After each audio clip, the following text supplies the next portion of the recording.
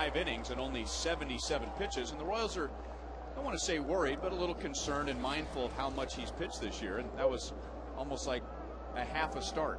Well, I tell you, Zach really showed a lot to get up and qualify for a win after getting hit by that line drive. It showed that he was the competitor that he really is, and I think that really impressed me right there. A lot of guys, they just rush him off the field right away and don't give him a chance to throw any pitches to really get him going. But he threw almost anywhere from 5 to 10 pitches to convince him that he was ready to go and to qualify for that victory.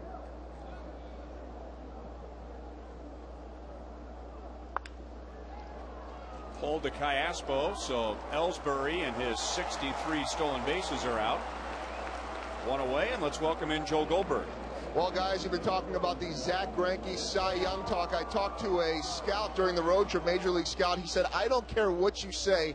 He is the Cy Young Award winner. I wish I had a vote. He obviously doesn't. Talk to an American League pitcher by phone yesterday, and he said, pitcher can't control the wins. It's about the ERA. Greinke deserves the Cy Young. And, of course, there's been some talk lately about, well, Zach hasn't faced the big boys out east. He hasn't faced the good enough competition, like the Angels aren't good enough, but took a look at games that he has played against teams better than 500 and looked at some of the other guys as well.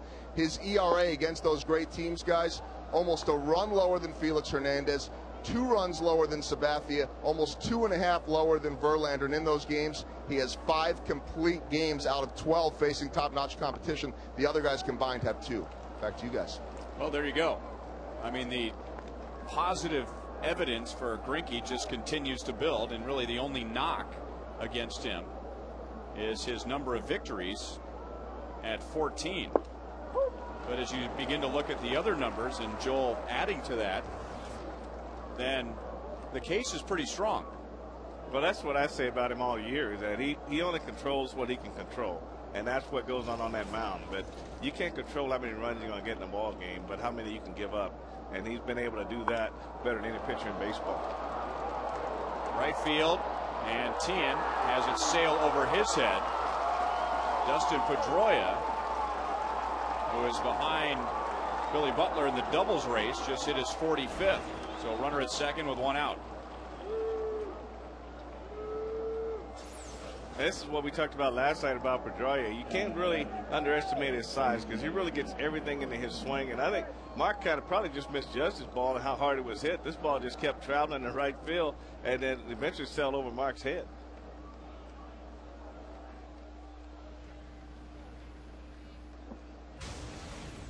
And with that double, Pedroia has a 14-game hitting streak. So he's at second with 1 out. For a guy who has a 20-game hitting streak, Victor Martinez extending that last night with 2 hits and a walk, driving in a couple of runs, giving him 100. And he has the most experience by far of the Red Sox tonight against Greinke, and Zach gets him on 1 pitch.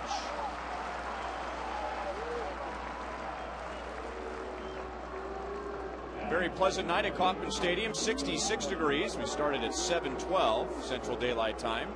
Time and temp brought to you by the Parking Spot. Easy to spot, easy to park. The Parking Spot at KCA.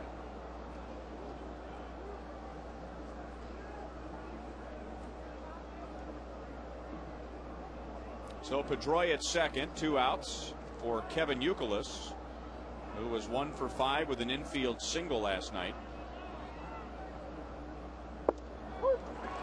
0-1. Zach has very little experience against the Red Sox. He's only faced them 3 times, and he has never beaten Boston. He's 0-2.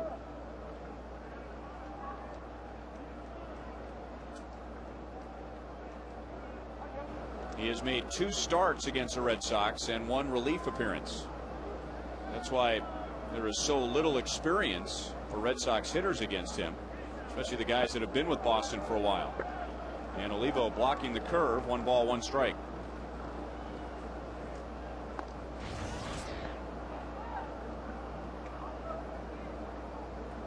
In the most clutch of situations this year, Kevin Youkilis hitting .386.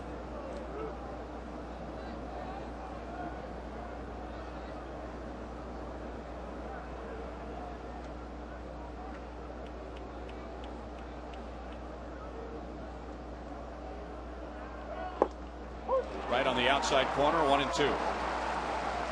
That's the thing that Zach wants to do, is establish that fastball on the outside corner.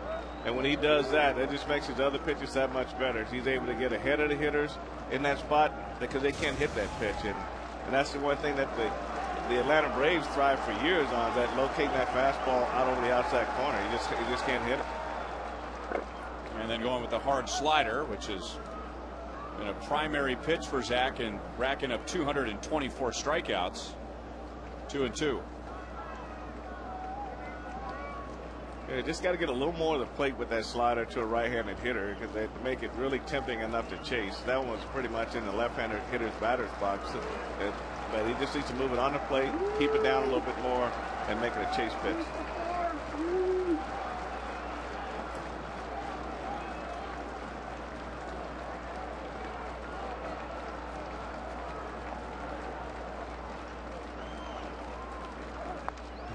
Back to the fastball at 96. In addition to just throwing the 77 pitches on Thursday, Zach also had an extra day's rest. So if the bruised elbow isn't bothering him after the line drive, he should feel pretty refreshed tonight. Well, you put the extra day with the outside temperature, you got to feel great.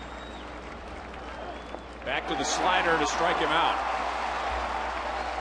Olivo to Butler, and that's 225 strikeouts for Greinke, and the Red Sox are scoreless in the first.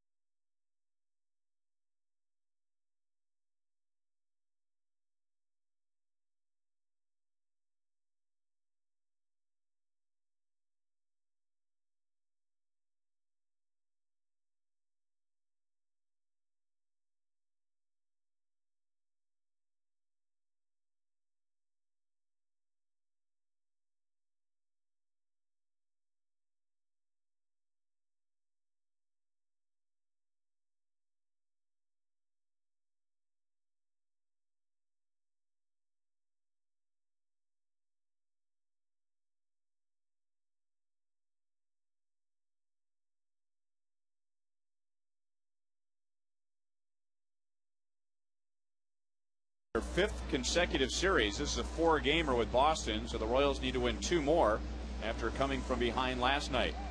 And here's an old friend, Paul Byrd, who is making his 5th start with the Red Sox. He has a winning overall record with 109 wins.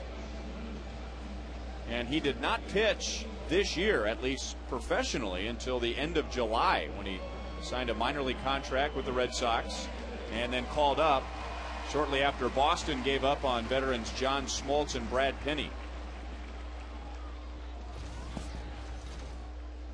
David DeJesus leading off again after missing the last 2 games. Paul Byrd's going to give you a little bit of everything, right? He's going to give you that inside, outside, change speeds, lower. He changes arm slots, the old-fashioned wind-up. So he's going to throw a lot at the hitter to try to create some deception.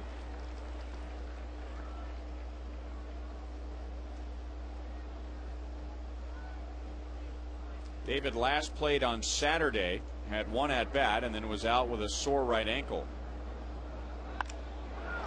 And a bullet past Gonzalez. So welcome back, David DeJesus. David in that game, by the way, on Saturday, going 0 for 1, lost a 17-game hitting streak. But David does a good job standing on this pitch. Looks like Gonzalez might not have picked this ball up right away. He reacted to it just a little bit late and got by him. The ball got on him a lot faster. probably didn't see it coming off the bat too well.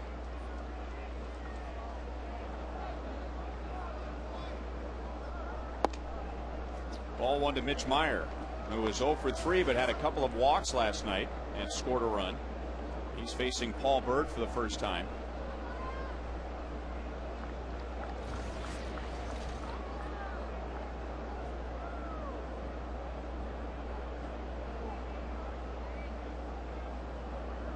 De Jesus runs and Meyer pulls it through the right side. So De Jesus keeps running and the Royals have runners in the corners, nobody out.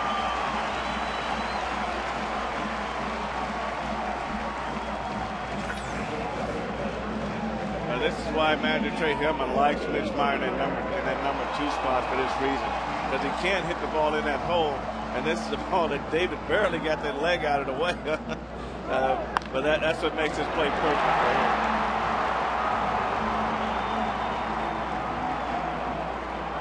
And this is one reason, Ryan, you have to look in to see where this ball goes. If he's not looking in, this ball hits him probably in the leg. And it affected his turn a little bit, but he was able to hang in there and get to third base.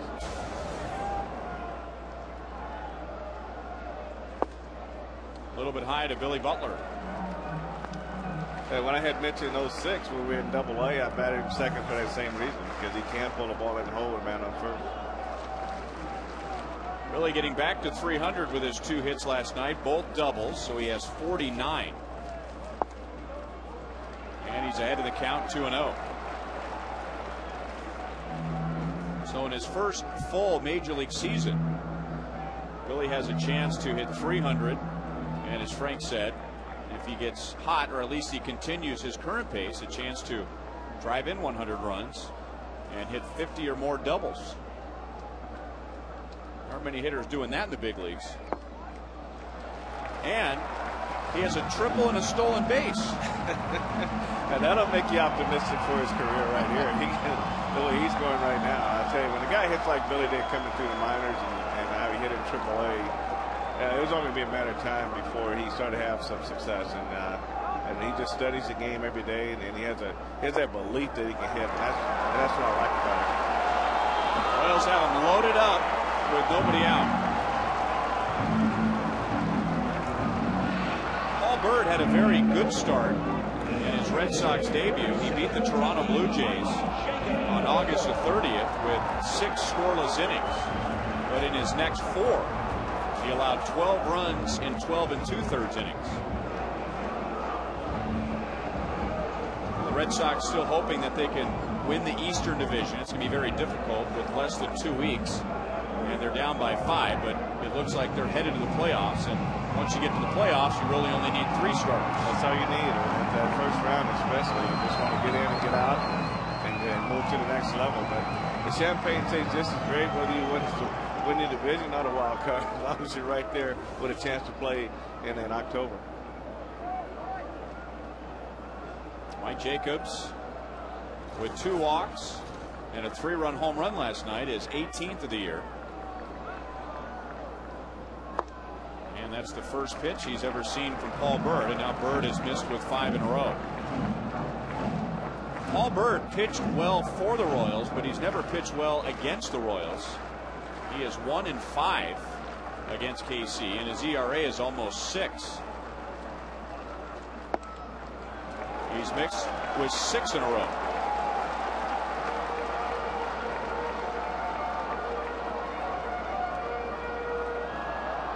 Jake's home run last night, which really got the Royals going after falling down big early in the game. That came in the 5th inning, and it snapped an 0 for 12 for him. He struck out his first 2 times against Wakefield, and now he's way ahead, 3-0.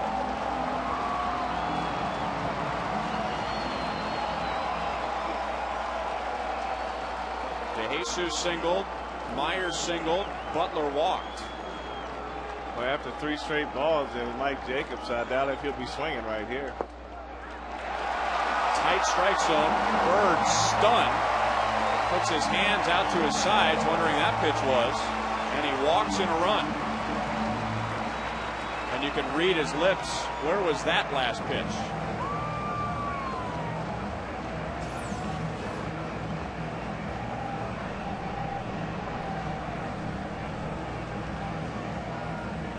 Mike Jacobs is a tall guy, so that's below the knees. That's very low. I mean, I don't think that was a strike at all. I think, you know, Paul's having such a tough time finding the strike zone. That's about as close as he came in doing that at bat. And that's when you have to start trying. When you start, you know, questioning with your body gestures, that means you're really searching to try to find your release point and find the strike zone.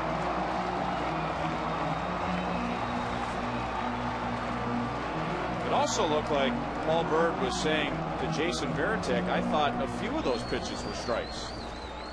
So he feels like he's getting squeezed. 1-0 Royals, and now Alberto Callaspo, who drove in 2 runs last night. And after missing with 8 straight, 0-1 on Callaspo. So Myers at third, Butler at second, and Jacobs at first. Into right field. So Myers scores. Butler will be held. 2-0 Royals. And for Callaspo, that is his 20th RBI this month.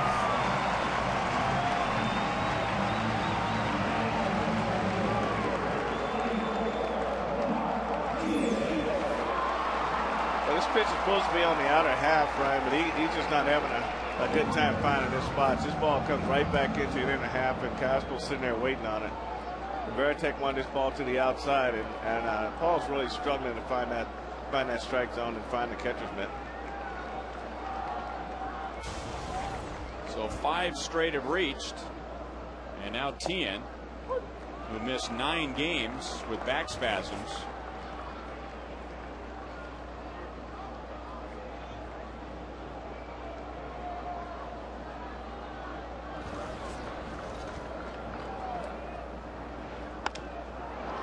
To the right side, and Pedroia only has 1 play.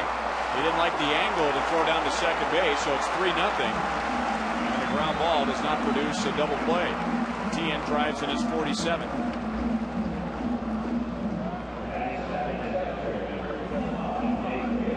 You can see Pedroia was definitely thinking about getting the lead runner, but the way his momentum was going and the angle with Callaspo going into second base probably wasn't a good one to take a gamble on. You can see he really had to try to work to get his feet turned and really couldn't get to where he wanted to be to make that throw. So he opted to get the sure out at first base.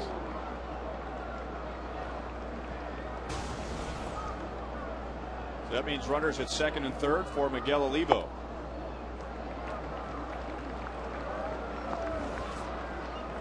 Two walks for Olivo last night.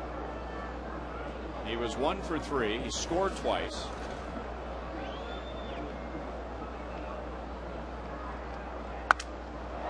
Broke his bat, shallow left field, and Jacobs bluffing, and it's a good thing he did.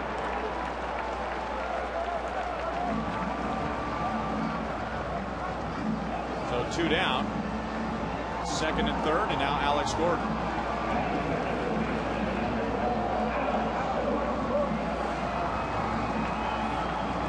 Alex had 2 hits last night, and he walked. And that's going to be a common theme when you talk about what the Royals did on offense last night. A lot of walks, as the Red Sox walked 11, and 6 of those turned into runs.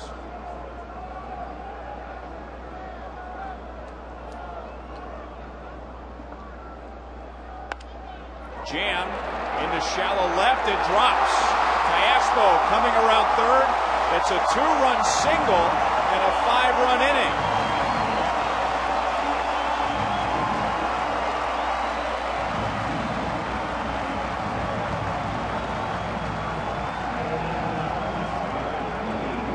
Second time in 2 nights Alex has gotten a hit like that, Ryan, where the ball's been inside.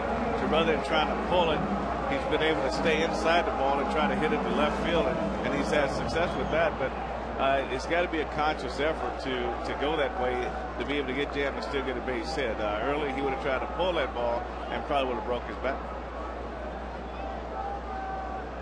That's 4 runs driven in the first 2 games of the series for Alex.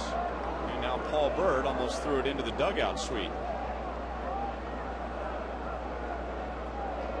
Yeah, first base coach Wesley Kuntz on the move.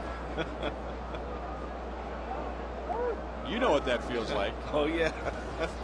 Yeah, you get up there feeling pretty comfortable, waiting on the move to first base, and you expect him to throw the ball to the first baseman. But yeah, you've had to dive out of the way a few times. 0-1 on Betancourt.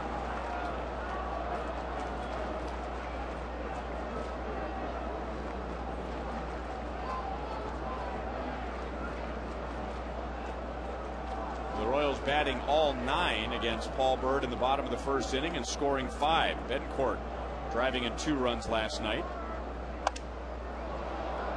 Not like he snapped his bat. No balls, 2 strikes. Well, apparently the Royals were saving up all their run support for Zack Greinke in September, because the Royals scored 9 on Thursday at Detroit, and now they've coming up with 5 in the first inning tonight.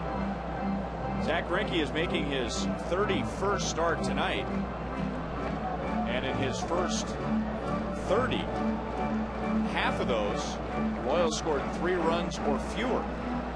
And now they have 5 in the first inning. Most of any of us starts. 5 runs for Zack in the first inning is like a goal, like finding goal, I tell you.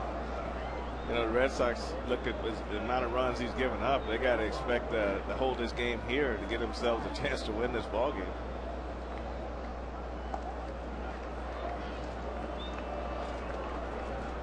And to go a little deeper into the numbers,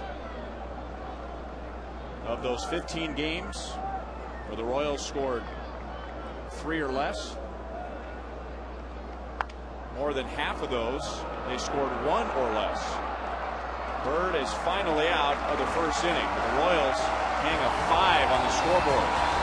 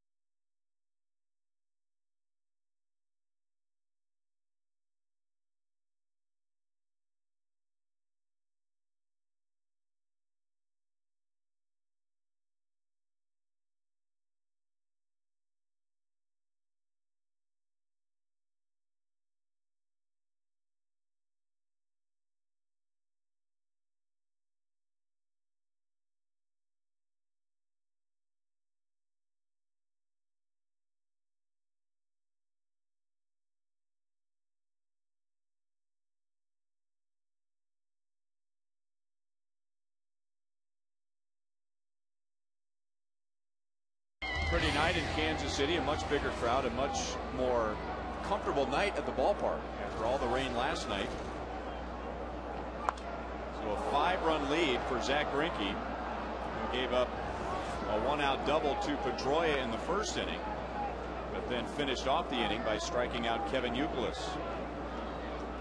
David Ortiz, Jason Bay, and J.D. Drew coming up in the second. No balls, 2 strikes.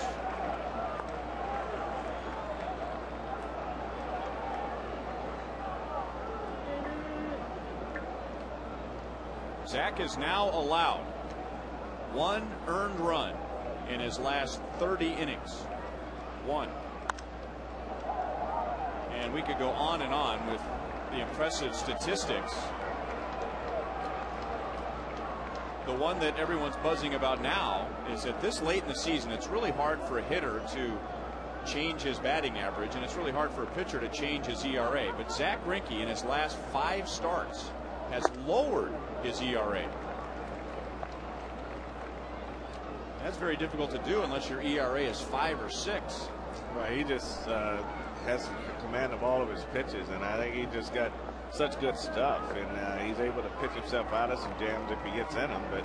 And I think a lot of pitchers don't have that ability to do that. And I think just going back to opening day when his first start, it just seemed like he was just determined from his first start that this was going to be that kind of year, and he just stayed with it. Even when he wasn't getting the run support, he still stayed with it. Betancourt has been placed perfectly in the series for Ortiz. That's the last time he's been right there up the middle. One away in the second. Tonight's You Call It, presented by Sprint. It's a good one. What's your favorite nickname for the curve? A, deuce, in reference to 2, and that's usually the sign the catcher gives. A curveball is number 2. B, the hook. C, Uncle Charlie. Or D, the yacker. The fastball is grounded to Callaspo. So Jason Bay is out. 2 down in the second inning. Text 432-432. Enter keyword Royals, followed by a space. A for the deuce, B for the hook, C for Uncle Charlie, and D for the yacker. Not quite sure if that's the correct spelling for yacker. I know the hook has been around for a long time. Bert Blyleven, they used to call him Captain Hook because he has such a great curveball. Uncle Charlie, when I came along, guys were using that for a guy who had a good curveball, but they use it as a strikeout pitch, and he got it with old Uncle Charlie, they used to call it. But you know, Kevin Shank looked up some info for us on that Uncle Charlie and said it was really when Koufax was pitching back in the 60s. It's when it was first referenced. Did he have an uncle named Charlie? I'll have to ask Kevin about that one. Evidently, Uncle Charlie was a mean dude. So, because Koufax's curveball was about as good as any.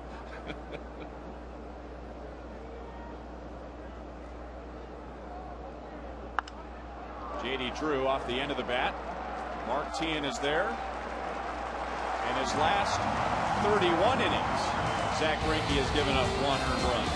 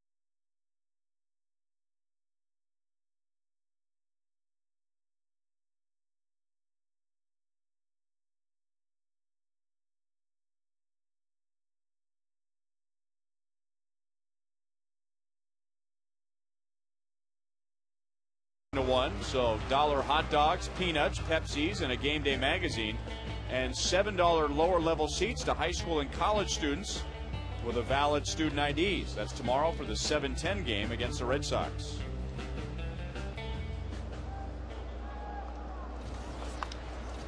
David DeJesus began the first inning with a single. The Royals went on to score 5, and now he flies out to left field. So A much better beginning for Paul Bird, who didn't get his first out in the first until the 6th batter. Mitch Meyer on a hit and run play, single to right, and that really helped get the Royals going in the first with runners at first and third and nobody out.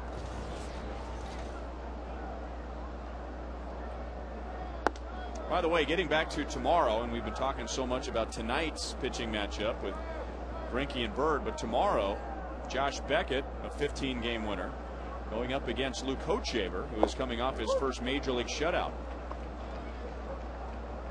So we'll see if Luke can back that up against one of the elite pitchers in the American League.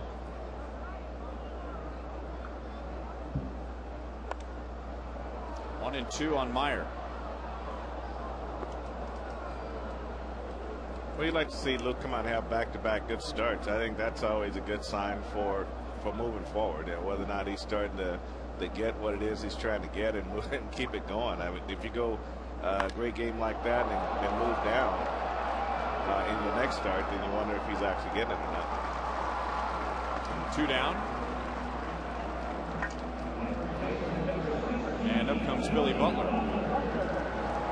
Well, that's what the good ones do every year, isn't it? I mean, they're consistent. You have a very good idea. I mean, we talked about in the open, it's been a bad decade all around for the Royals on the mound this year, but now you get a guy like Zach Greinke, and he's a tough guy to compare to, but a manager, even with guys like Brian Bannister and Gil Mesh, you have a pretty good idea what that guy's going to give you every time he goes to the mound. And that's true, and you hear constantly about mechanics, changing mechanics. You know, you can only change things so long before you find it and hold on to it, and then Luke's changed some things. Bannister went through something. Kyle Davis has been going through some things.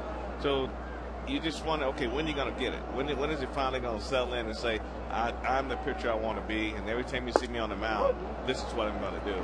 And I think that's what everybody's waiting to see out of the Royal starters. And that's what makes Zach what he is. I mean, he's got his, you know, you hear him talk about mechanics. He just knows that his mechanics from day one, coming out of spring training, was where he wanted them.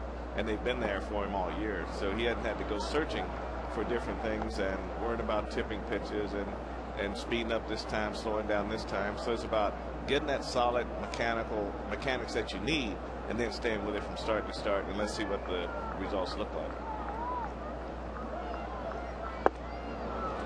2-2 to Butler, and I guess Billy would be the offensive complement to that. I don't think he worries too much about his stride and his shoulder and his hips. He just see ball, hit ball. And one thing Billy really concentrates on is getting that front foot down. Once he gets that front foot down early enough, then he can adjust to what's coming out of the pitcher's hand.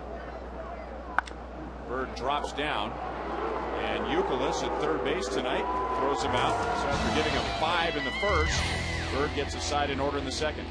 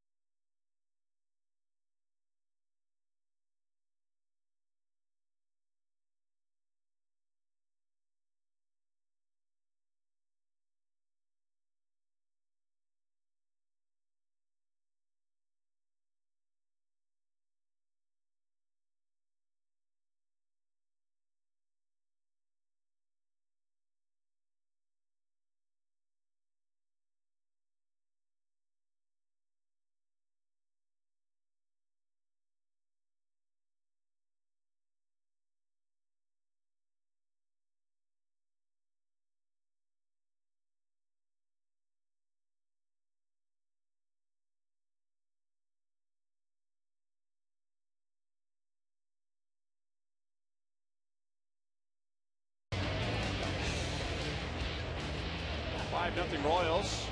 And on to the third inning. 2 more scoreless innings for Zach. Sometimes there are no words.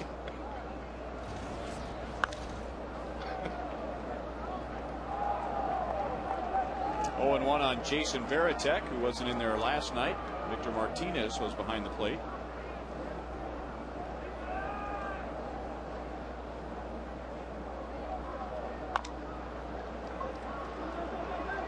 Alex going way over to his left to throw out Varitek. Here's tonight's Roadrunner Turbo speed pitch comparison from the first 2 innings. And it really isn't much of a comparison as far as the fastball goes. Zach topping out at 96 and Paul Bird at 89. Double your speed with Roadrunner Turbo from Time Warner Cable.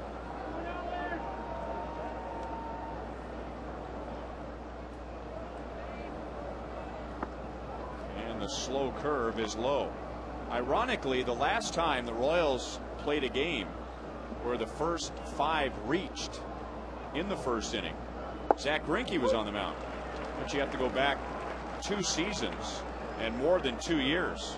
August the 29th, it was against the Tigers, and the Royals beat up on Andrew Miller, who had been drafted the year before. But Zach was making the transition at that time from setup man to back to the starting rotation, so he only went 4 innings in that game and didn't qualify for the win. Makes quick work of Alex Gonzalez. Zach has his second strikeout. Went back to the fastball and they just started climbing the ladder on Gonzalez, and he just couldn't catch up with it. That one had a lot of hopping right at the end.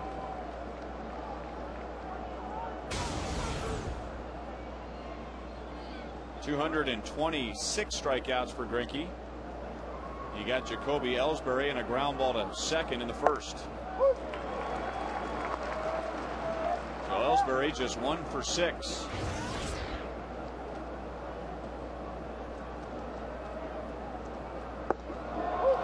Oh, 2 with the curve at 73. And this is when you usually see that hard slider to the back leg of the left-handed hitter once he gets you to 2 strikes. But this is what makes Zach so good. 93 and he can throw that breaking ball at any speed he chooses to. Jammed him badly at 96. Zach has retired the last 8.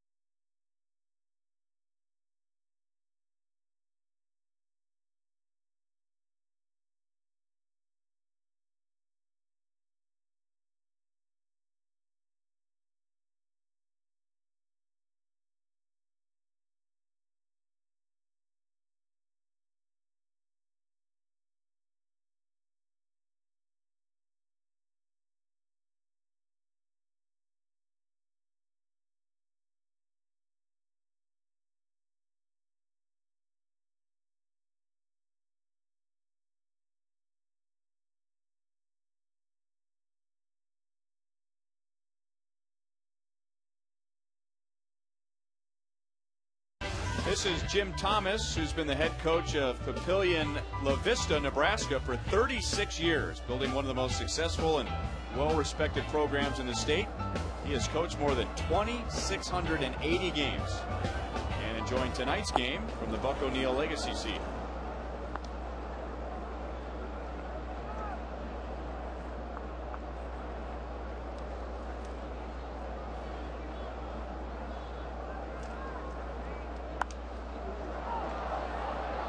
1 ball, 1 strike on Mike Jacobs, who walked with the bases loaded, driving in the first run in the Royals' 5-run fifth.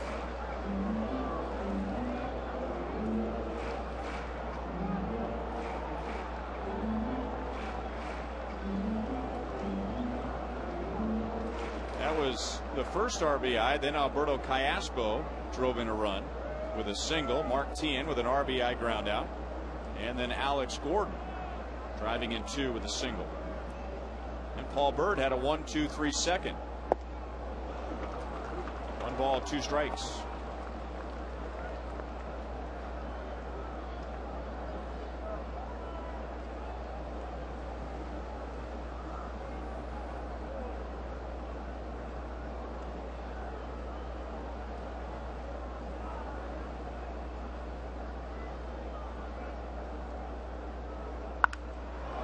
Belted up the right field line and foul. Not far from a marriage proposal in between innings. And in game number 151, this young lady set a new Kauffman Stadium record for the number of oh my gods during a marriage proposal. I think there were 7. Veritek in front of his own dugout.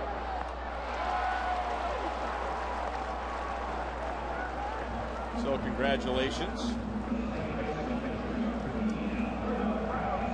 Every now and then we'll get one of the stadium marriage proposals where it's really not a big surprise, almost as if she knows it's coming, which if you're the guy, I mean, you have a pretty good idea what the answer is going to be if you're going to put yourself out there in front of 20 or 30,000. But this gal had no idea. And it was great.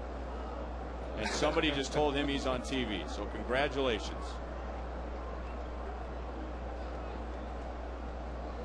Now Alberto Callaspo. Shallow center field. And Ellsbury won't get there. Alberto is 2 for 2.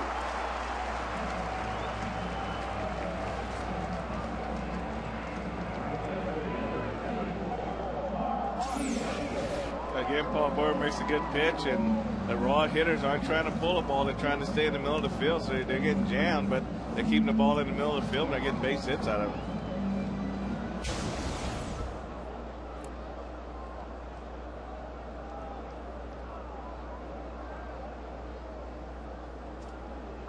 Mark Tien with an RBI on a ground out in the first inning, his 47th of the year.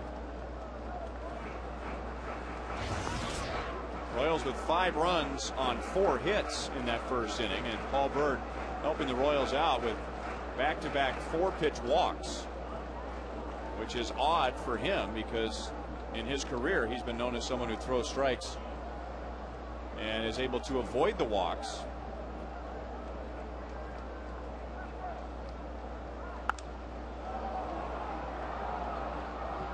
Ellsbury into left center field. Callaspo is halfway. And there are 2 outs.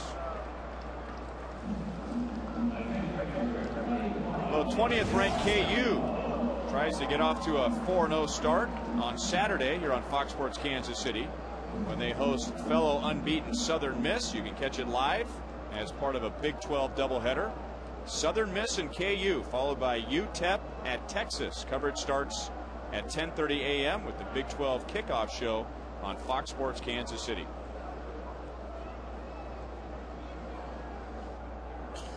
So Callaspo at first, 2 down. Miguel Olivo flied to left in the first inning.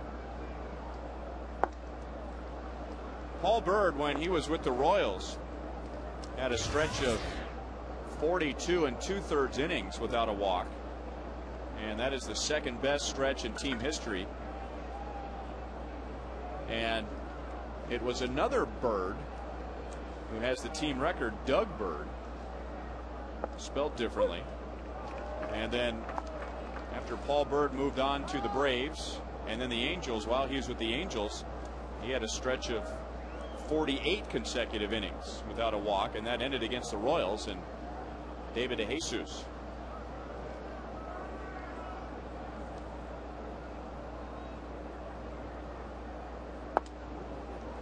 Two and 1 to Miguel Olivo.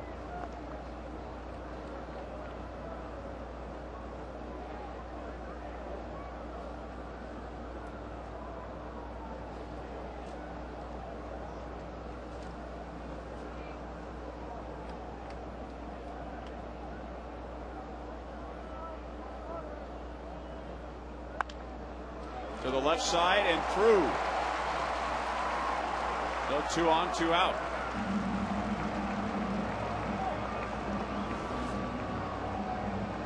Limo made a slight adjustment to that at bat. When a runner on third the last time up, he got a change up, got a little out front, broke his bat, and didn't get it deep enough to get the RBI. Here he waits a little bit longer on a curveball, and then gets it in the hole for a base hit. So that's an adjustment he's starting to make, and you can see that he's really, whatever he's doing differently, he's not pulling off the ball quite as much as he was for most of the season.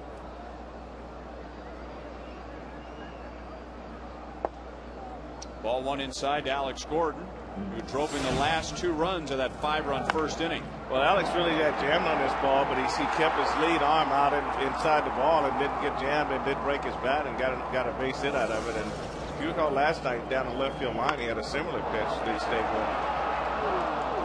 Foul off the right field line, 1-1.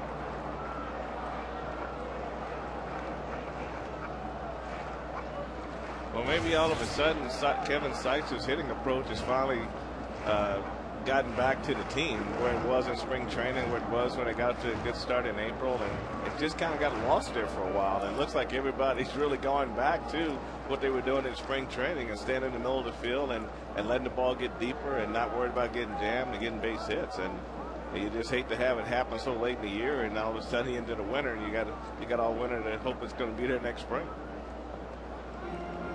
And with good results. Royals with a 5-run first inning tonight. And prior to tonight, the Royals averaging about 6.5 runs over their last 14 games. And for most of the summer, it was a lack of runs that was hurting the Royals. Royals coming in tonight, second from the bottom in team batting average, second from the bottom in home runs, second from the bottom in runs scored in the American League. And really kind of stayed after it. You know, all those runs last night in the 6th were 2 outs, and that's a big plus for an offense where you can score that many runs with 2 outs. That means that you're not only getting a little help with the walks, but you're getting the key hits at the same time. Well, with the walks in this series, you can make it 13 given up by the Red Sox in the 2 games, with 8 of the 13 turning into runs. Had Alex reaching, and Drew comes up in right field to end the inning. 2 hits, 2 stranded for the Royals in the 3rd.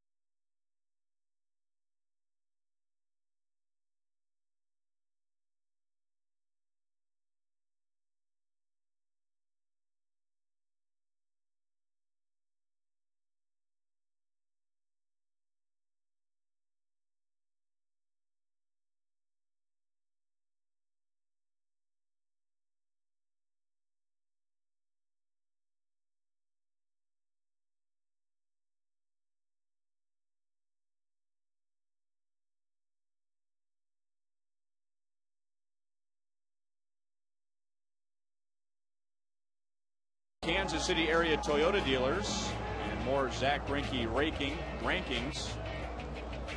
First in ERA, shutouts, fewest home runs, second in strikeouts. He has 2 tonight, second in complete games, third in opponent's average, and fourth in fewest walks per 9 innings.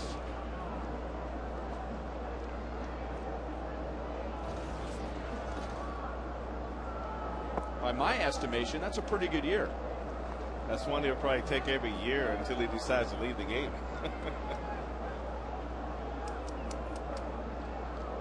Dustin Pedroia has the only Red Sox hit against Zach. 2 balls, no strikes. He doubled to right with 1 out in the first inning. But Zach retired Martinez and Youkilis. 2-1. Zach has retired the last 8.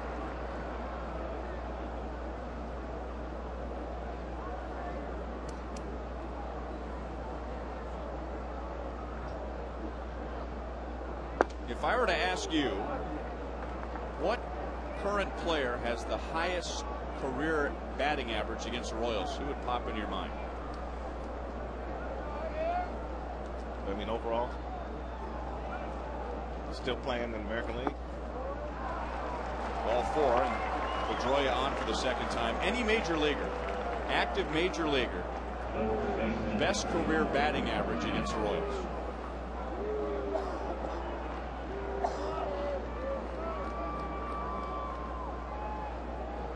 Mauer would be one would come to mind. Albert Pujols. One of Mauer's teammates, Mike Redmond. Miguel Cabrera would come to mind. 0-1 to Victor Martinez. Torrey Hunter would come to mind. Well, there's your answer right there. Dustin Pedroia is hitting about 420, 413 coming into tonight, and then the double in the first inning.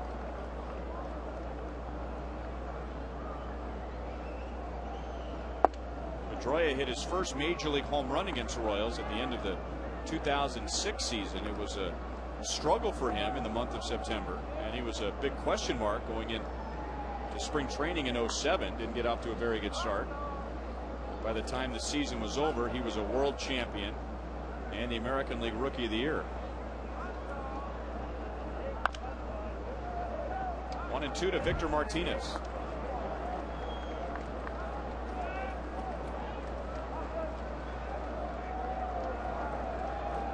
So Zach, ahead in the count, has Martinez set up for a strikeout. Greinke has struck out Youkilis with his slider, Gonzalez with his fastball. Olivo wants a fastball away. Martinez thought about it. 2 balls, 2 strikes.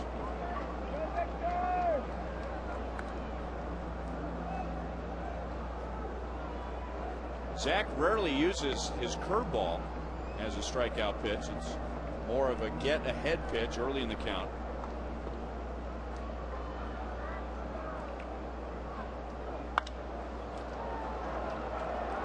Right field, Martin is there. 1 away. And we've been talking about the curveball tonight and the different nicknames connected to the curve. Are you calling? Presented by Sprint. What's your favorite nickname? 38% going with Uncle Charlie in front of the hook. I remember when Dwight Gooden was a sensation in the mid-'80s with the New York Mets, and Tim McCarver, in addition to being a national broadcaster, was also one of the Mets broadcasters. And Dwight Gooden's curveball was so good, he said, it's more than an Uncle Charlie, it's a Lord Charles. It was very good.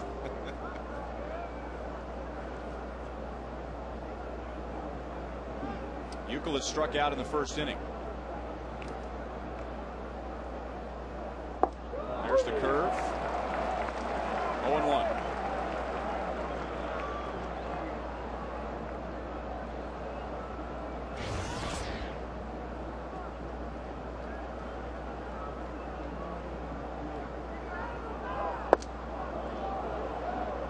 One ball, 1 strike. Starts him off with a slow curve and then pounds him inside. Well, this is that harder curveball that he throws, Ryan. This is one here is about 74 miles an hour, but he can go all the way down to 63. Then he runs this fastball in on him to keep him honest, so he can go back out and do that.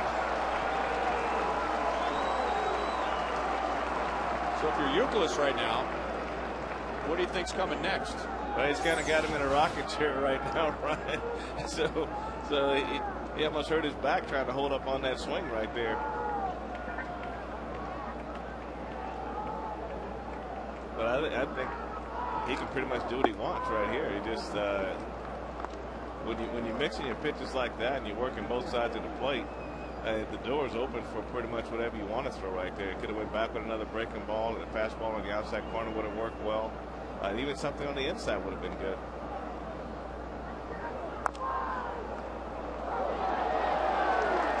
David Ortiz making a play in the Red Sox on deck circle, and some oohs and ahs. Ortiz saying, hey, I still have good hands. I'm not just a DH. Euclid with that very unique batting stance, feet close together, barely hanging on with his top hand. Zach hits him with the slider.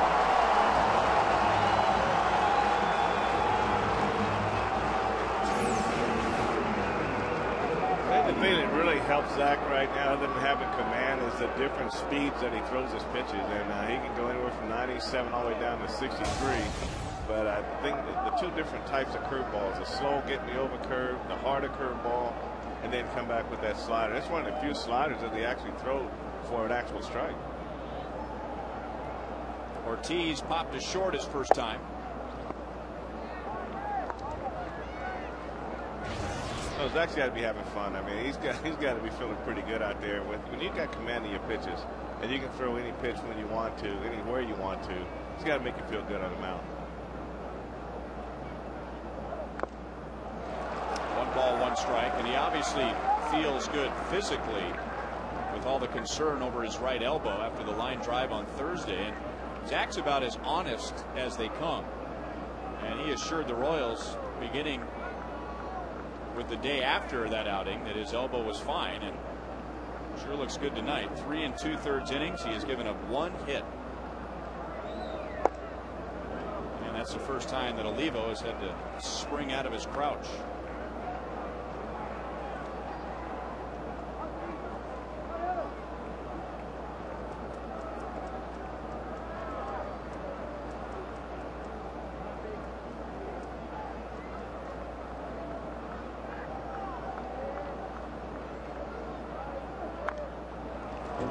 Two and two.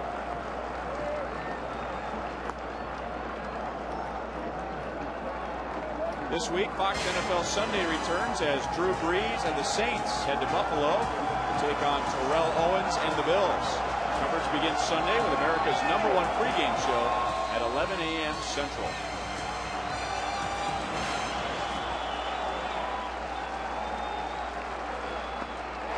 Four strikeouts and 2 in the 4th inning. Pedroia is stranded at first.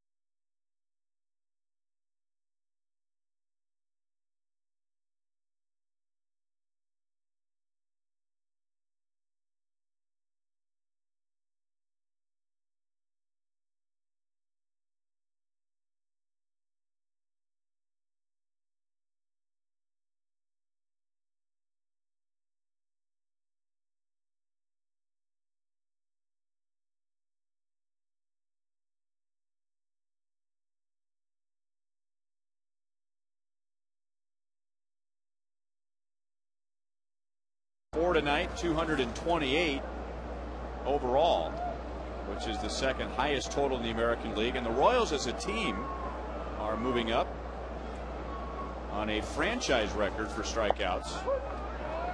Last year the Royals struck out 1,085, which was a new team record, and with Zach's 4 tonight, the Royals are at 1,079. Betancourt grounded out his first time.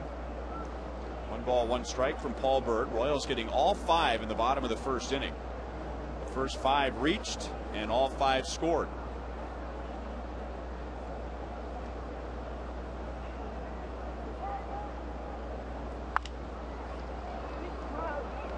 Alex Gonzalez throws out Betancourt, 1 down. It's a return to Boston for Gonzalez, who had perhaps his best defensive year in 2006. He had 7 errors all year for the Red Sox, and some were calling him the best defensive shortstop the Red Sox ever had.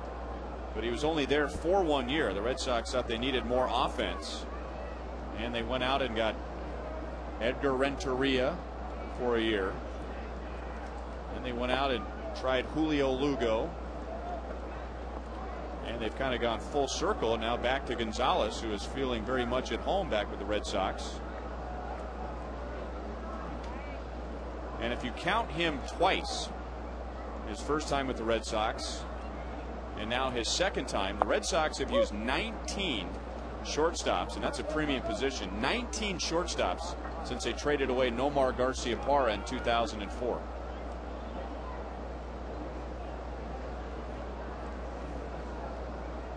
I kind of felt like I went through the same thing here for a while.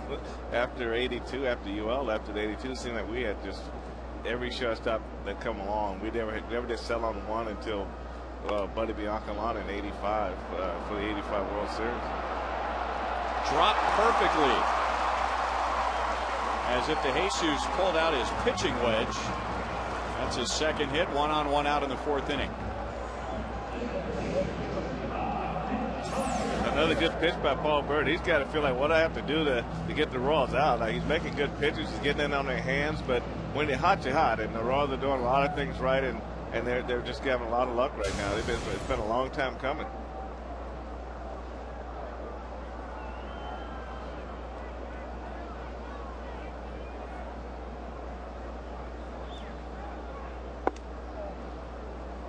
One 1-0 on Mitch Meyer. Singled and scored in the 5-run first, and he is flied out to center.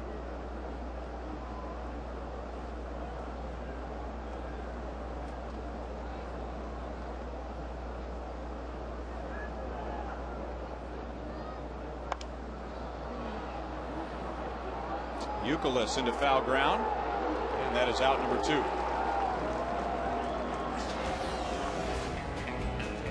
Coming up on Saturday, the first 20,000 fans will take home the George Brett replica Hall of Fame figurine. It's a 6:10 game with Minnesota, but the gates will open at 4 o'clock, so coming out early, catch some batting practice. It'll be the second to last home game for the Royals this year.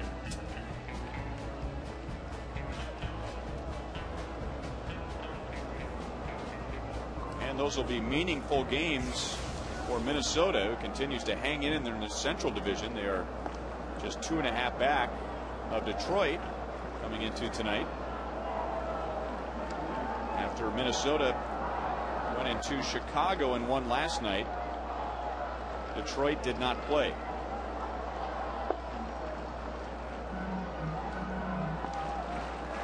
Ball 1 on Billy Butler.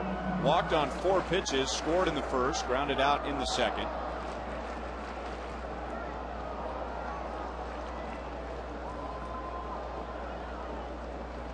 Royals with 7 hits in 3 2/3 innings against Paul Byrd.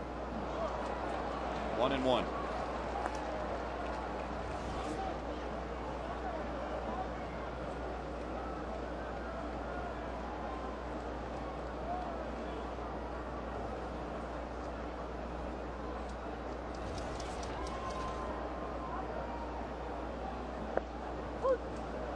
Ball, 2 strikes. So that slider may have gotten in Billy's head because he let a fastball pass him right down the middle. I think Billy's probably guessing right there, probably looking for something out over the plate breaking. But Paul, he will give you those different arm angles too, and that really throws the right-handed hitter off also. He goes down the first one, comes up with a 80-mile-an-hour breaking ball, and then comes that running fastball back in on Billy's hands. 2 balls, 2 strikes.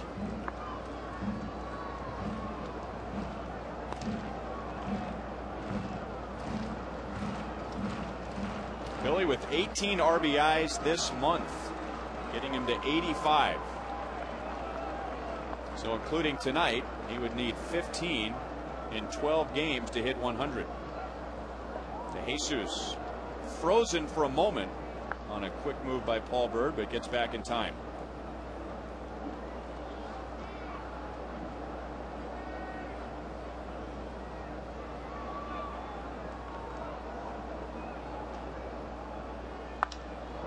Paul de Gonzalez out at second base, and after giving up 5 in the first, now Paul Bird has thrown 3 straight scoreless.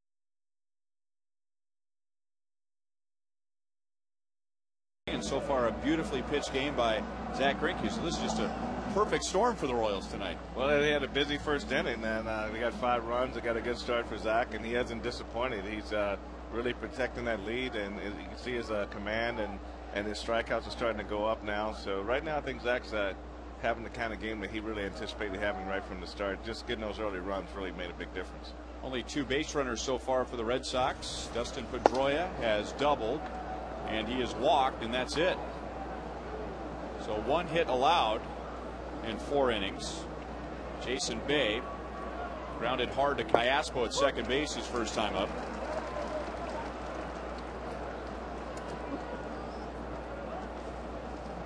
One walk, 4 strikeouts.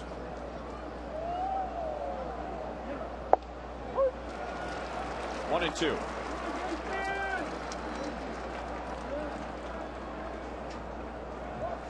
Greinke has given up 1 earned run now in his last 33 innings. Backs Bay off the plate, 2 and 2.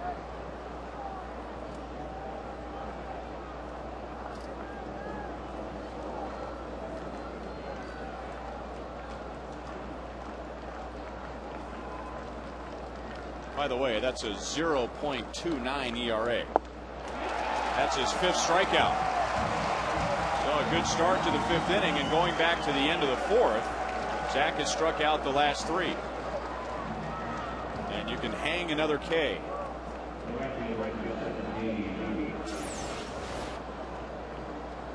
Well, he's doing good right now, Ryan. He's got control of the outside corner with his fastball, but he's setting it up by the second time around through the Red Sox lineup. He's starting to go inside a little bit more to right-handed hitters that really open up that outside, and they're chasing the breaking ball away, and he's able to get that fastball first pitch on the outside corner.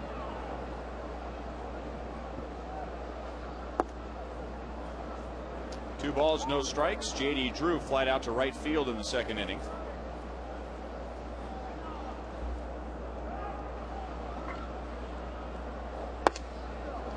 Three and 0. So 5 tonight, 229 this year.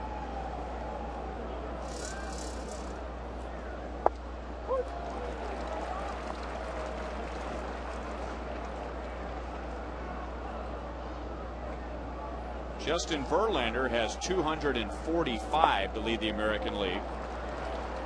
It's a second walk surrendered by Zach, so 1 on, 1 out.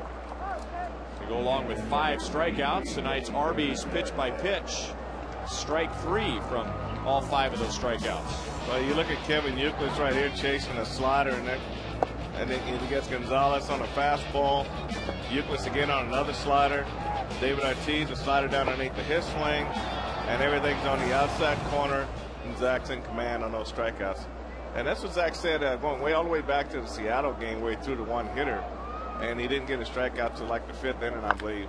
And he basically said, I just want to have him put the ball in play early.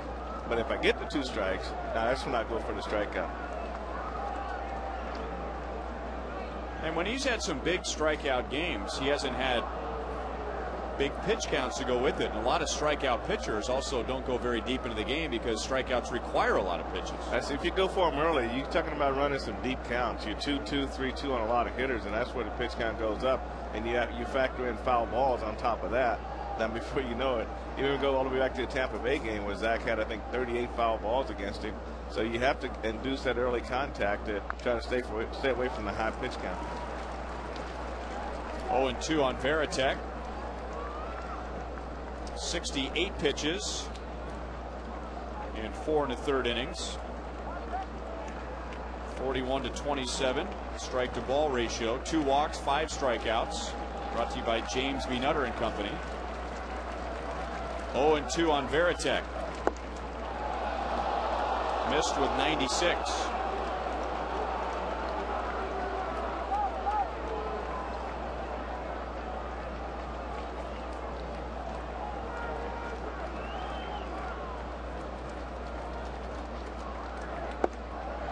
Missed again, that time at 97. So 2 straight fastballs away. Does that set up the slider down and in? Well, I would think it sets it up real well, especially hit the mid both times. You know, he's accurate right now with what he wants to do. And he went with the changeup. Low power changeup. He had some good down to it. That's a pitch he hadn't thrown much today at all. So the count from 0-2 to 3-2 on Veritek.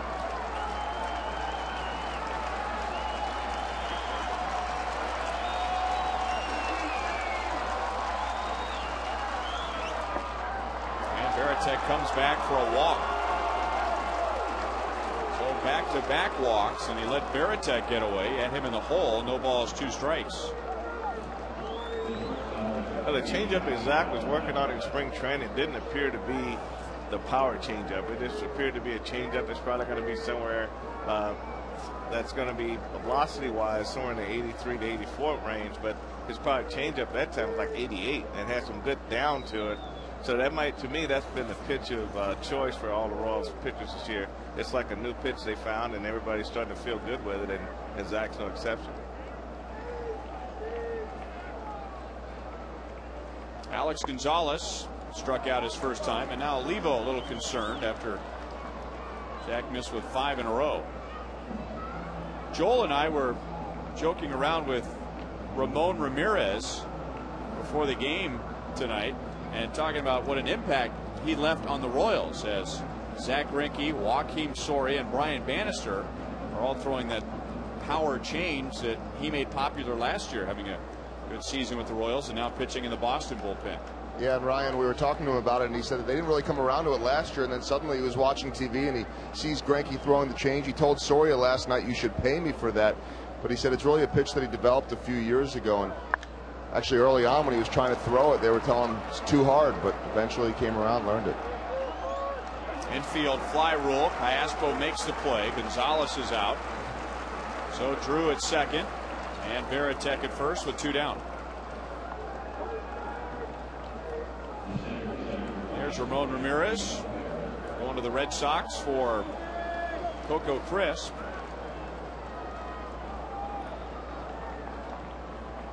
That was a great find for the Royals last year. Ramirez was expendable in the minds of the Colorado Rockies, and the Royals eventually getting him for Jorge De La Rosa. De La Rosa is starting to put it together for Colorado. Good to see Coco Crisp back with the Royals. What's De La Rosa got? What, 15 wins, 14 wins, something there?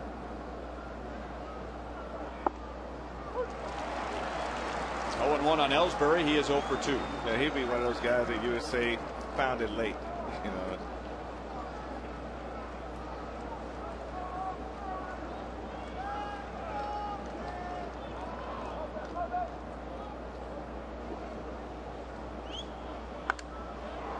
Center field. Mitch Meyer is there. So 2 walks, 2 rare walks from Zach. No runs.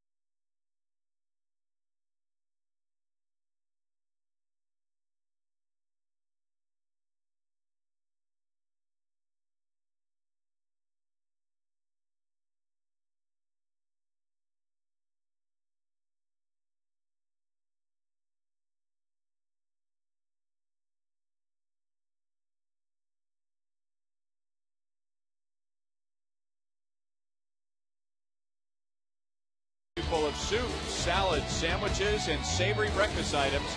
Panera Bread, where every detail matters. And by the State of Missouri Tobacco Quit Line. Call 1-800-QUIT-NOW. So the Royals still living on the 5-run first inning. Jacobs, Callaspo, and Tien coming up in the bottom of the 5th. Youkilis with the play. Paul Bird gets the first out on 1 pitch.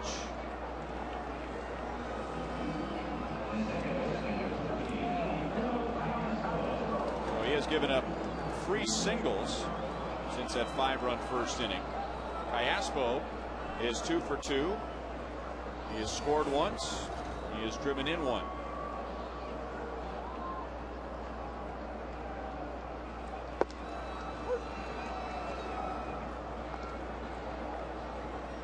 Alberto with 20 RBIs this month and 70 on the year.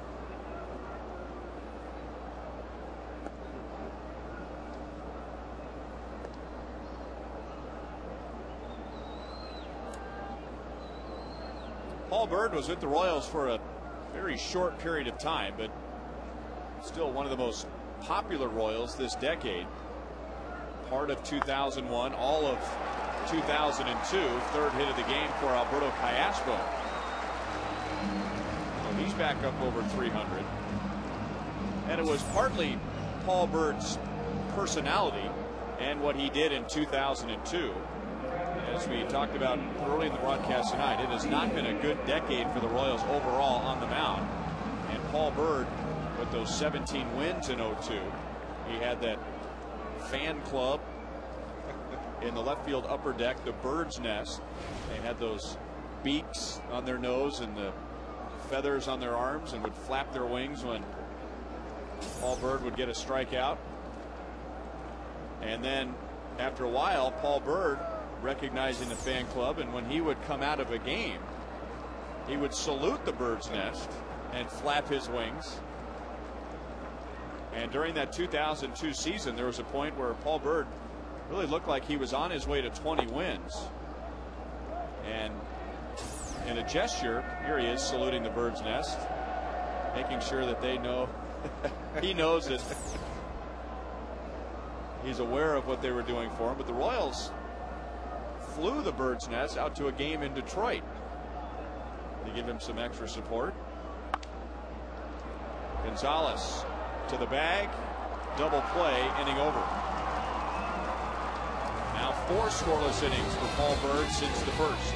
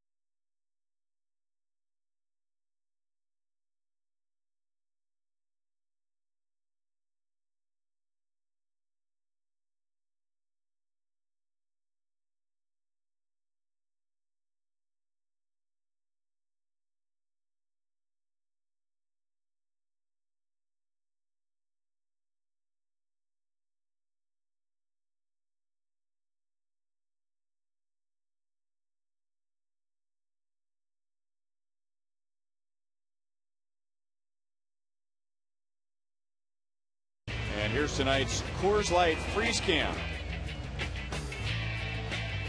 And Zach has frozen a few hitters tonight with his 5 strikeouts. And he has given up only 1 hit in 5 innings, going for win number 15. Coors Light Freeze Cam brought to you by Frost Brewed Coors Light, the world's most refreshing beer.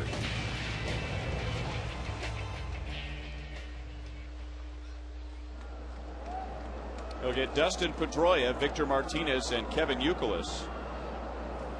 Pedroia with the only hit. That was back in the first inning.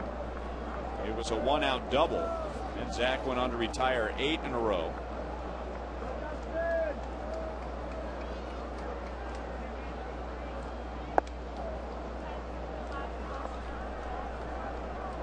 Pedroia has hit it 14 straight. And he is at 299. 1-1. Pedroia second in the American League in runs scored. He has scored 105. Right to Tien in right field. 1 down in the 6th inning, and once again here's Joel. Well, guys, you were just talking about Jorge De La Rosa. You want to talk about pitchers that are doing well and going well right now. Lowest ERA in September. Guys that have pitched a minimum of 20 innings, so you kind of weed out some of those relievers. And Zach coming in tonight was 0.45 for the month of September. That is now down to 0.35. Coming in tonight, Felix Hernandez 0.58, Robinson Tejeda 0.81, and then number 4 Jorge De La Rosa at 1.04. That'll go up a little bit. He's given up a couple runs in his start tonight against San Diego, guys.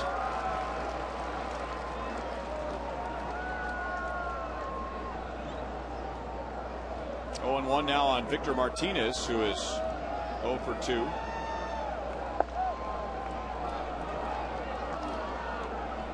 1 ball, 1 strike. And just to add to what Joel was saying, Jorge De La Rosa having a good year, but it didn't start out very well.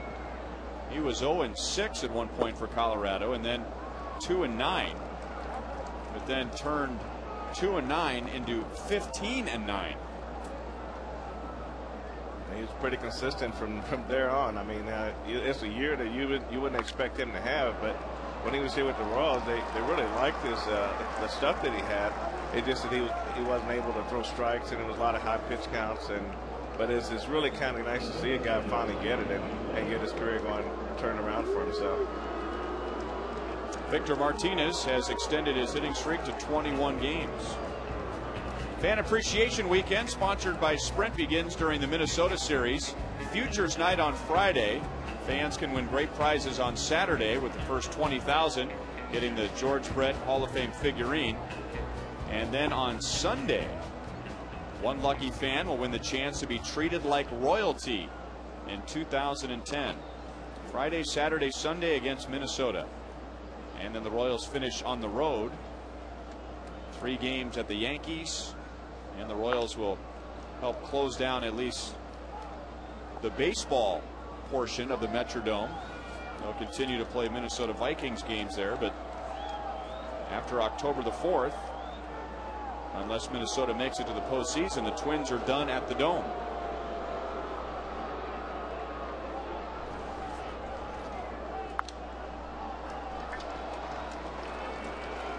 Kevin Youkilis 0 for 3. That's the first time he's put the ball in play against Greinke. 2 down in the 6th inning. Tonight's copyrighted telecast is presented by the authority of the Kansas City Royals and may not be reproduced or retransmitted in any form. And the accounts and descriptions of this game may not be disseminated without the express written consent of the Kansas City Royals Baseball Corporation.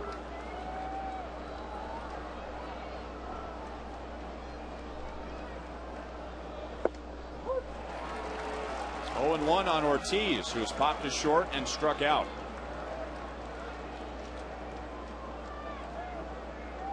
Tough season for Ortiz, although a lot of teams, including the Royals, would like 24 home runs, 84 RBIs.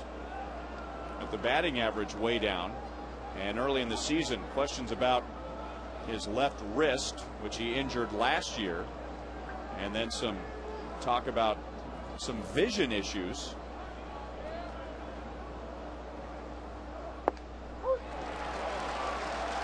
Going to go down as one of the best DHs in baseball history, and he has the all-time record for home runs as a DH. He did that last week. 270, passing Frank Thomas. Olivo with a block, and that keeps Martinez at first.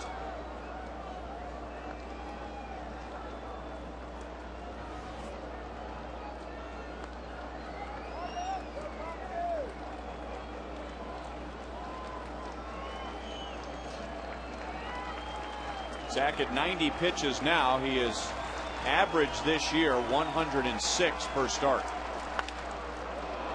Betancourt has been Johnny on the spot with Ortiz at the plate in this series.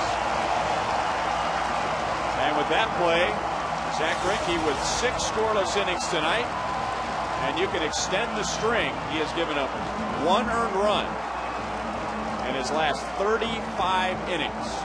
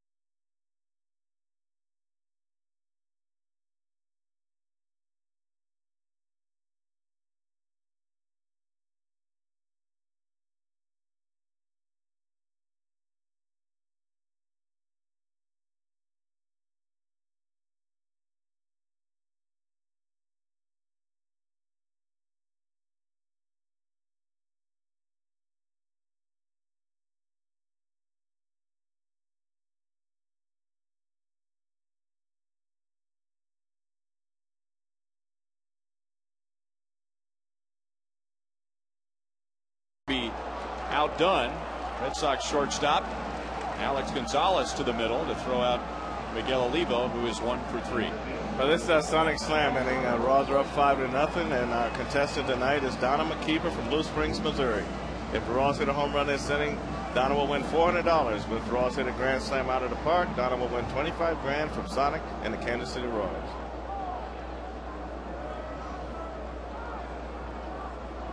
Very good shortstop play today. That Betancourt at the end of the last inning, I mean, that's some serious vertical straight up on that line drive from Ortiz. Alex thinking about laying one down. Well, the Royals scouting report has been very good on Ortiz because Betancourt has been a David Ortiz magnet.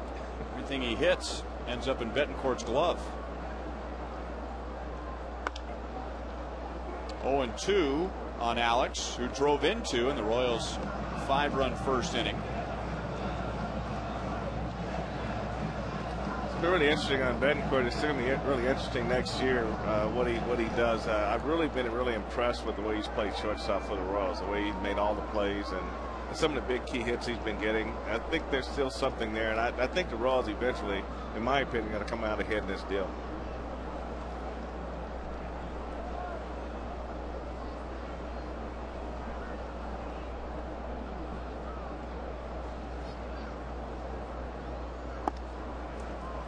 One ball, 2 strikes.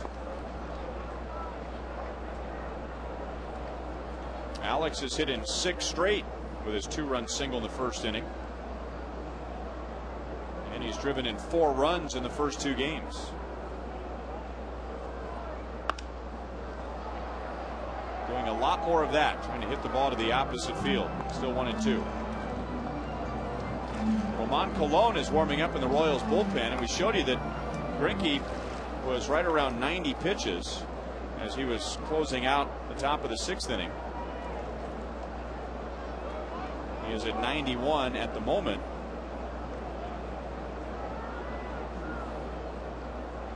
Royals hoping he is still available to come out for the 7th inning, but it's a bit suspicious to see Colon warming up. Well, Zach has only given up 2 hits in 6 innings. Right, and so Zach got a couple high fives while he was on the bench there too, so that is almost an indication sometimes that you might be done. So 91 pitches, they may be being cautious from the contusion that he suffered on his arm. They may feel like he's done enough tonight.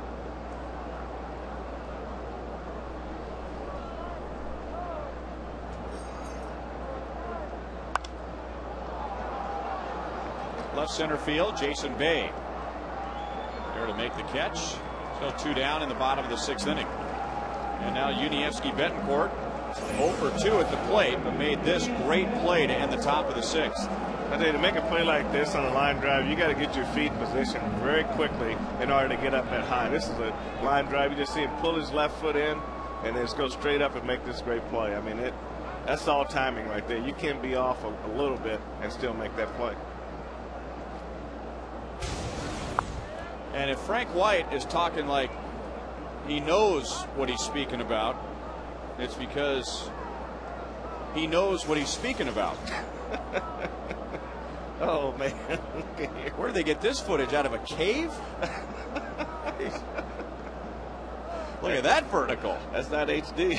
Oh, you're not kidding. That looks like grandma's TV that you got to pound the side of it a few times and get the tinfoil out.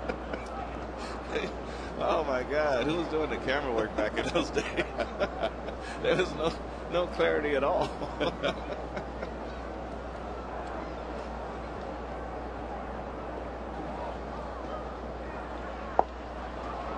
One ball, 2 strikes. I think what you'd like to see out of Yuniesky is that if he can add 20 more points to his average and do the little things like advanced runners, sack bunt, things like that, and still play the same type of defense that he's playing right now, that's got to be a big plus for the Royals. But I think the defensive part, he's shown us he can do that. Now he's got to continue to work on the offense because he's right around 250 lifetime, somewhere like that. Yeah, but what about ultimate zone rating, Frank? I'm about being a ball player.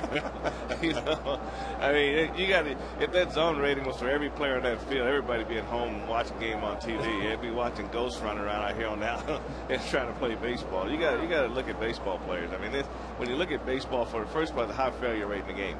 You know, 3 hits out of 10 at bats, you're a great hitter. So that's a big failure right there. And I think that's the same with playing. You just got to be able to go out there and play baseball. Does Zach come out for the 7th?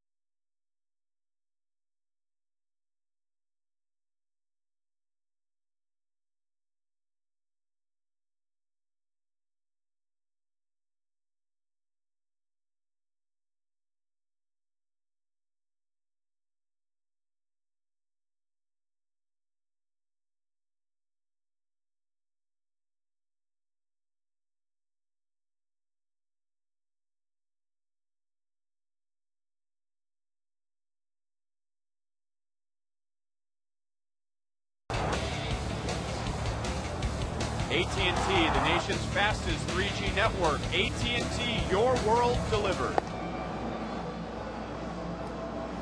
So the answer to the question is no. Zach Greinke is not out for the 7th inning. He departs with a 5-0 lead. His ERA goes down 6 points. That's 6 consecutive starts this late in the year. His ERA has gone down. And now a suddenly hot pitcher, Roman Colon, is out of the bullpen for the 40th time. Colon had a stretch of 9 consecutive outings where he gave up at least 1 run. And now he has 8 consecutive scoreless outings. And he gets Jason Bay, J.D. Drew, and Jason Varitek.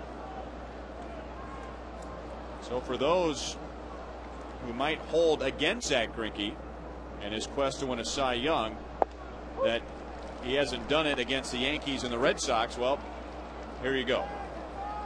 The proof's always in the pudding, and it's right out in front of us tonight. And you go out and ask the Red Sox, are you glad he's out of the ball game? Everybody down there going to say, you daggone right. Jason Bay grounded out, struck out against Zach.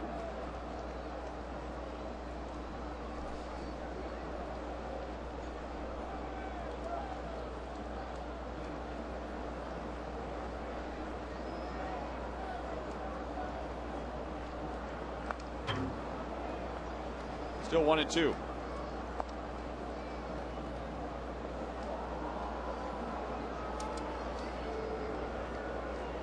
So Trey Hillman needs 3 innings out of the bullpen. He got 2 innings last night from Jamie Wright. He got 2 innings from Roman Colon on Thursday in Chicago. Both of those games were saved by Joakim Soria. And when Trey Hillman met with the media earlier tonight, the question was, is Joakim Soria available? And at that time, Trey wasn't sure. He hadn't talked to Soria. And Joakim has proven, even with his shoulder problems this year, that he can save 3 consecutive games. But remember, the game on Thursday, he went 5 outs.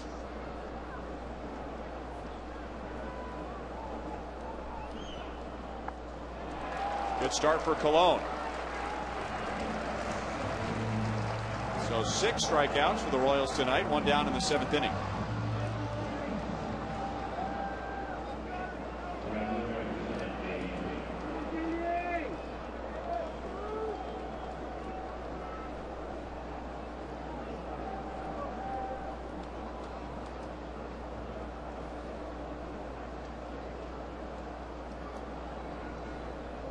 So the Royals moving closer to that new franchise record for strikeouts. Butler diving on the right side. J.D. Drew is out at first.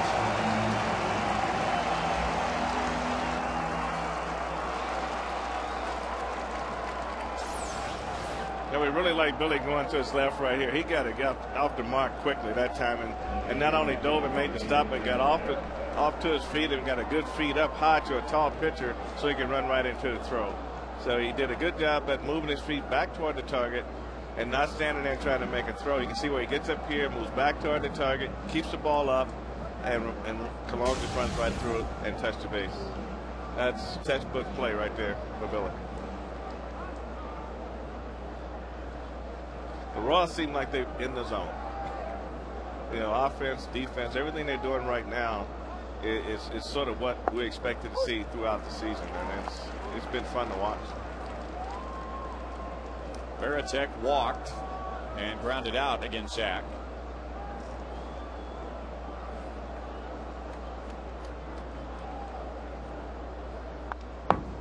Well, there's a couple of things to look at for Greinke now in his final 2 starts. Both will be against Minnesota.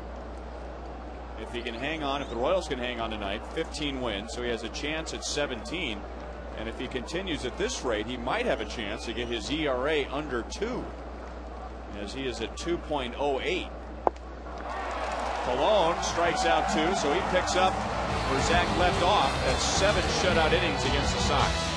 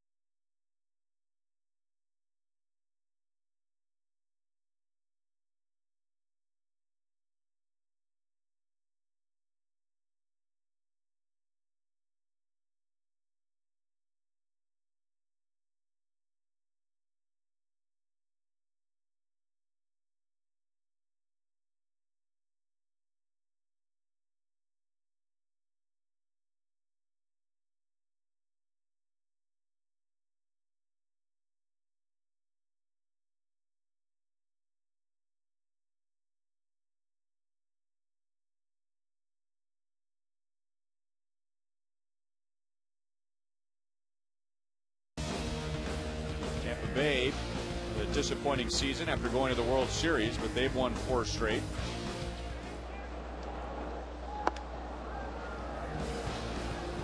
Minnesota leading at Chicago. So if the Tigers hang on, the Twins hang on. Minnesota still 2.5 back. Later tonight, Texas at Oakland and the Yankees at the Angels.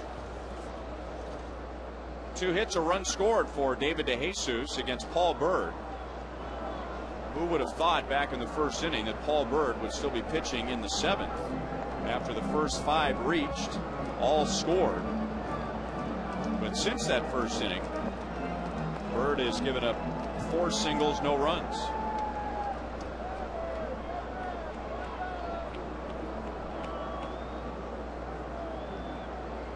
And some pitchers like Paul Bird, veteran guys, they require a lot on rhythm. They want to get off to a good start, but they got to get that good rhythm where they can throw pitches where they want to throw. In the first inning, he had a hard time locating and getting ahead in the count, and that's what got him in trouble for the most part. But he's been able to change his arm angles, being able to hit his spots, change speeds, and just sort of keep the Royals hitters a little off balance. 4-pitch walk. Interesting, Paul Bird has walked 3, and all have been on 4 straight pitches. Butler and Jacobs back to back on 8 straight out of the zone, and now DeJesus to open the 7th.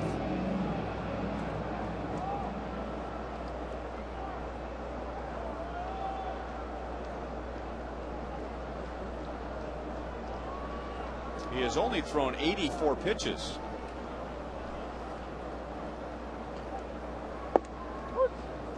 Oh, and 1 to Mitch Meyer. After DeJesus singled to lead off the first, the Royals with a hit and run. Meyer singled to right and put runners at first and third, nobody out. And the 2 walks. Jacobs walked, forcing in a run. Callaspo driving in a run with a single. Tien with an RBI ground out. And then Gordon drove in 2. Meyer's second hit. DeJesus stops at second. 2 on, nobody out.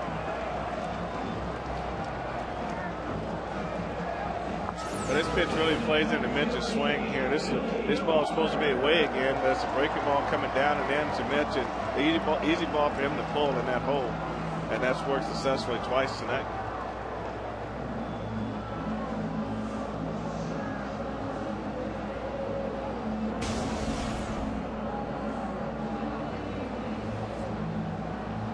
So the Royals' 1 and 2 hitters have been on base 5 times.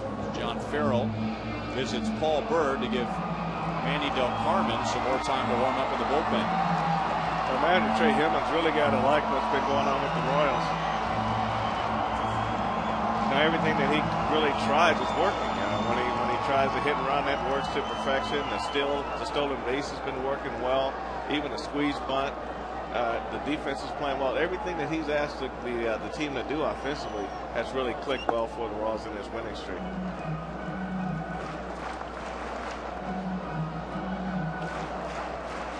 Billy walked on 4 pitches in the first. He has grounded out twice since. He scored in that 5-run first inning.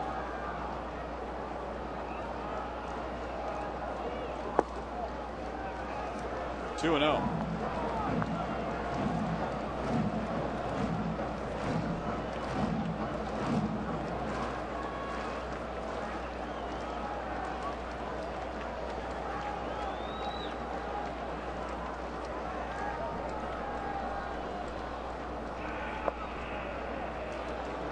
And Veritek wants to know where that pitch was. He is kind of standing and stunned after receiving that pitch, and it wasn't called a strike.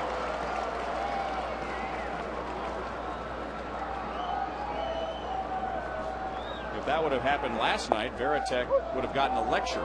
A little bit. Even Paul Bird froze on that call.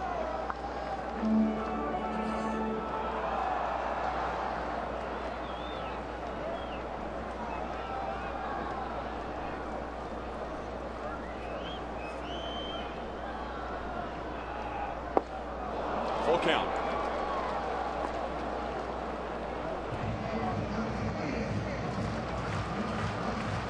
Paul Bird has not had 1 single strikeout tonight.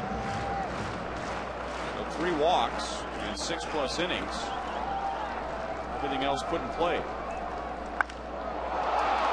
Right center field.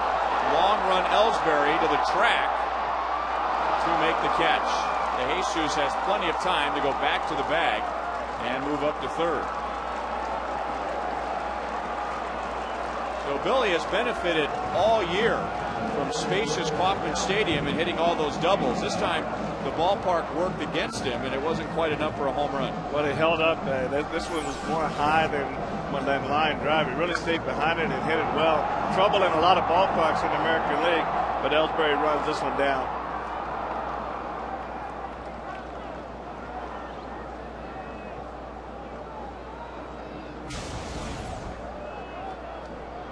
So first and third, one out to Mike Jacobs with his 59th RBI in the first inning with a bases loaded walk.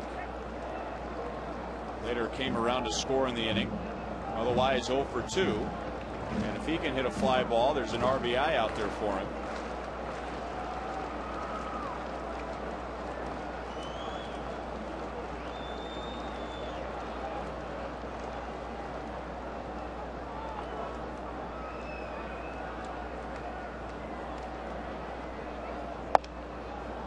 Two and 0.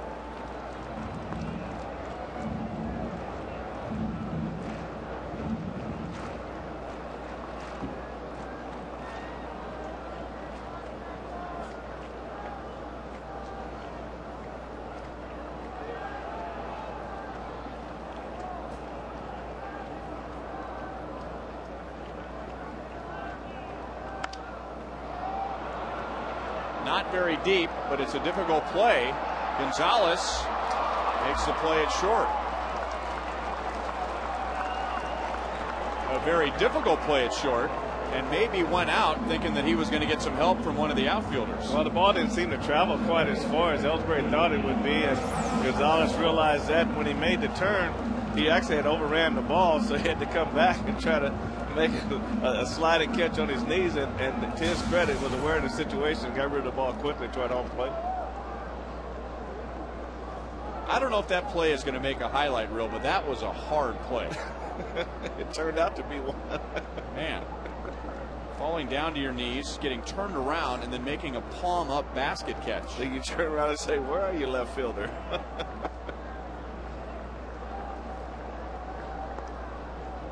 Callaspo, 3 out of 3, all singles.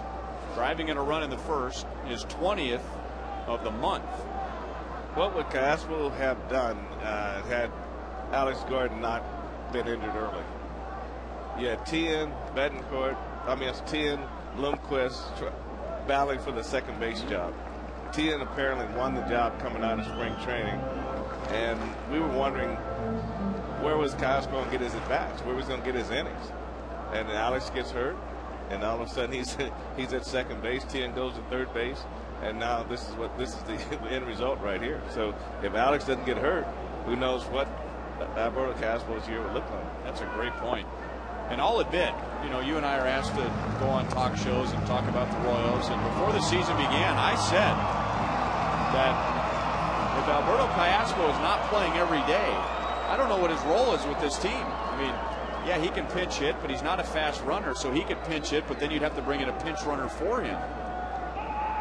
And as it turned out, he got a chance to play every day, and hitting .302 with 37 doubles and 70 RBIs and 10 home runs. All the what ifs.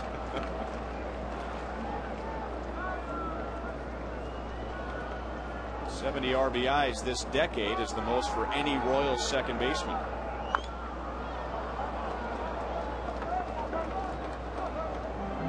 The Royals thought they had a long-term solution at second base at the end of last decade when Carlos Fabulous came up from Double-A with Carlos Beltran, and Carlos had some good years with the Royals, but then was having a tough time getting off of the disabled list. And right now Carlos Fabulous is a hitting coach in the Red Sox organization. Oh. What a great kid. I just glad to see him still in the game. They're loaded up with 2 outs as Paul Bird walks his 4th. Terry Francona is out, and Mark Tien is going to face Manny Del Carmen. So the Royals with 5, but all of those back in the first inning, trying to add on in the 7th.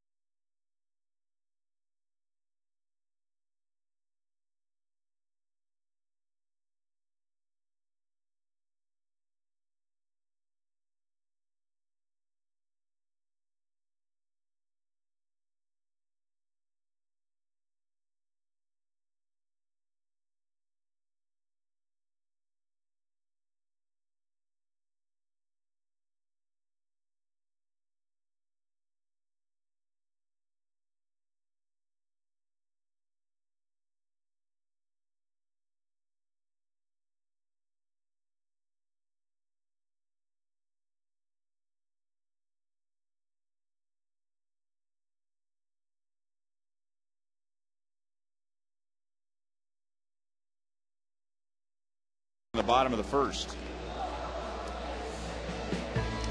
Coming up on Thursday, final game of this series, Girls Night Out, benefiting the American Heart Association. Hy-Vee, Macy's, 38th the spot, and KUDL are teaming up. First 10,000 ladies receive a free Royals shirt from Hy-Vee. Purchase VIP ticket packages at royals.com/girlsnightout.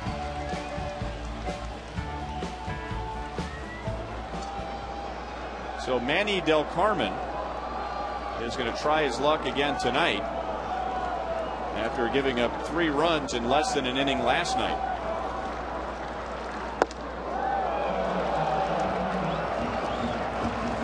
And he misses badly to Martin, who bats with the bases loaded and 2 down. 0 for 3. He had an RBI ground out back in the first inning.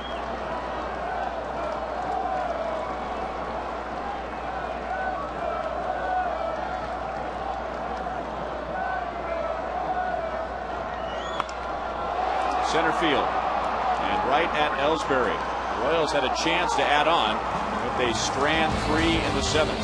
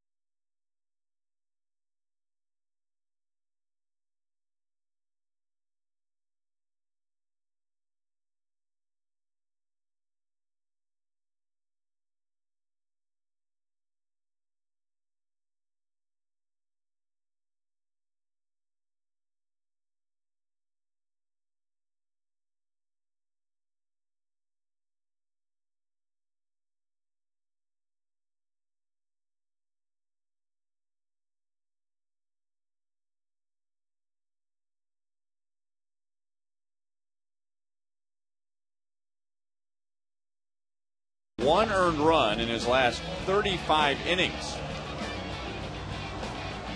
A positive note for the Red Sox, Victor Martinez has extended his hitting streak to 21 games. Defensive changes before the top of the 8th. Josh Anderson moves into center field and Mitch Meyer shifts over to right. So Anderson will hit in Tien's spot.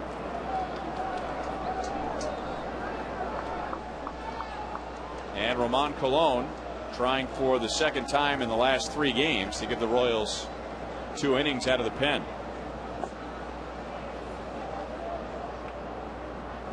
This is Josh Reddick, who is hitting for Alex Gonzalez. And on the topic of Carlos Fablis, who we were talking about last inning, who played for the Royals and now is a minor league hitting coach, Josh Reddick spent most of this minor league season being coached by Carlos Fablis in the minor leagues.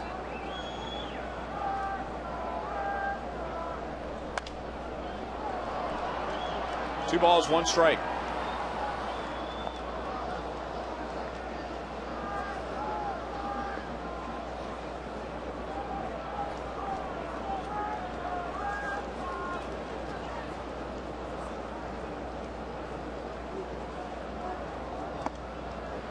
Three and 1.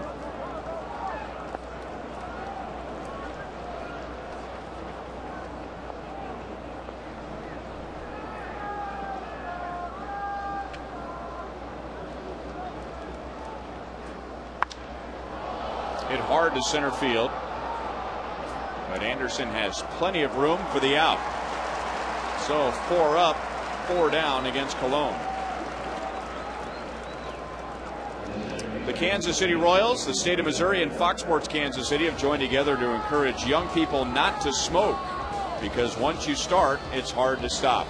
Strike out tobacco so we can all breathe. Call the Missouri Tobacco Quit line at 1-800-QUIT-NOW.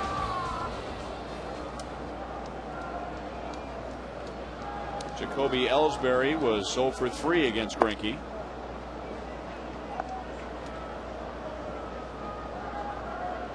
So Ellsbury just 1 for 8 in the series, although he has driven in 2 runs.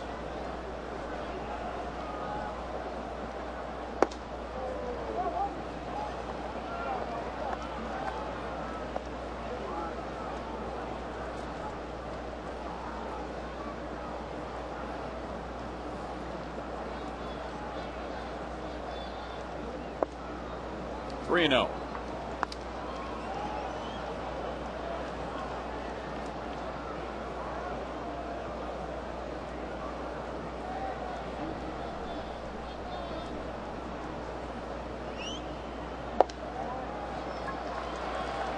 One on, one out.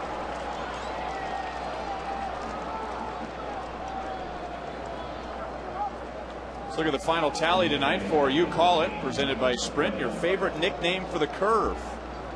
And the hook beating out Uncle Charlie 35% to 34%. Yeah, the deuce picked up a little ground in there. What happened to the yacker? I mean, that's. Well, we used to have what we call the yellow hammer, you know. That was the old name that we used to use for a curveball also. The yellow hammer? Uh-huh.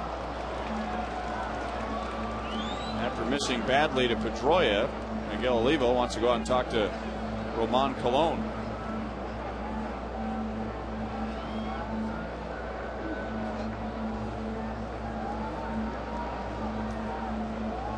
Pedroia and Victor Martinez, the only Red Sox tonight who had hits against Zach Greinke in his 6 innings. Pedroia doubled in the first, and then Martinez singled in the 6th, and that was it. Greinke did walk 3, and a balk was just called on Colon.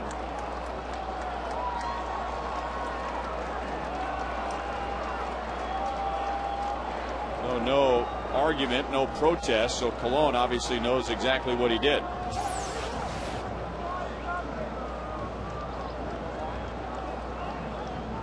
Apparently he didn't come set. Didn't come to a complete stop. I think it was called by the second base umpire.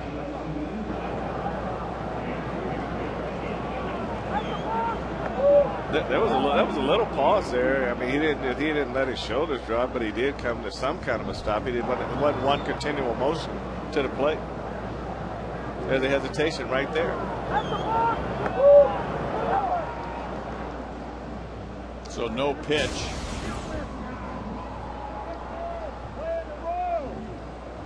Bob McClure out there to make sure that Colon doesn't get too fizzed up after being called for the balk. The Royals in front by 5. Well, it wasn't that definite stop, but it was some pause there.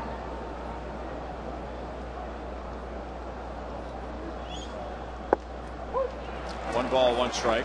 Well, it seems like almost always the pitcher at some point will have some sort of body language that suggests, well, what did I do? Roman Colon had none of that. I guess in his mind he knew exactly what he did wrong.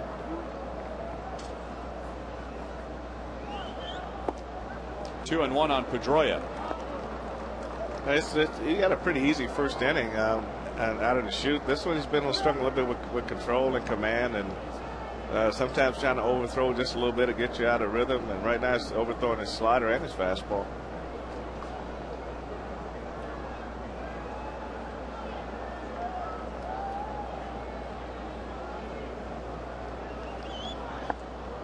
Three and one.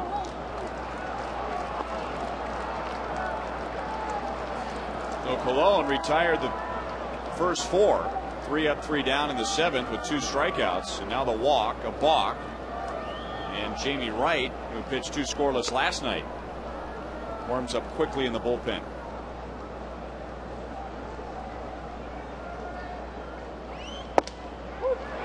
Three and 2.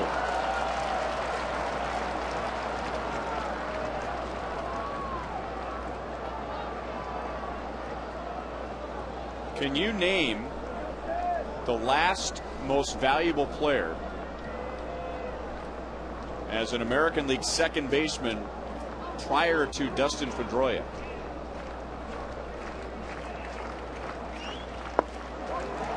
Back-to-back walks. I can give you the National League. American League. The last American League second baseman to win American League MVP before Dustin Pedroia last year.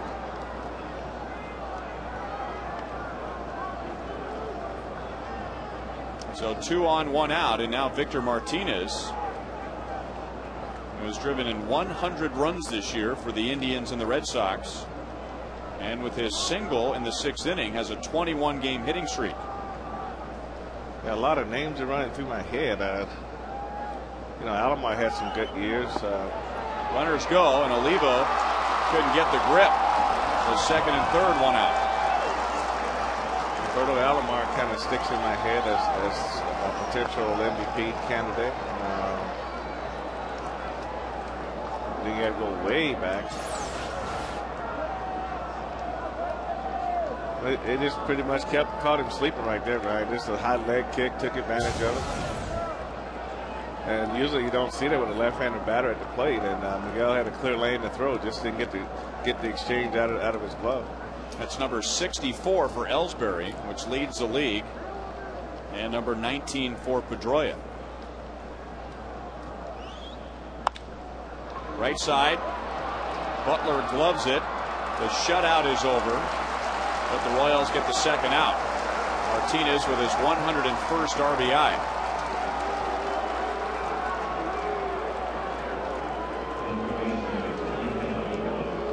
Royals have not shut out the Boston Red Sox in this decade, but I think that applies to a lot of teams in the American League.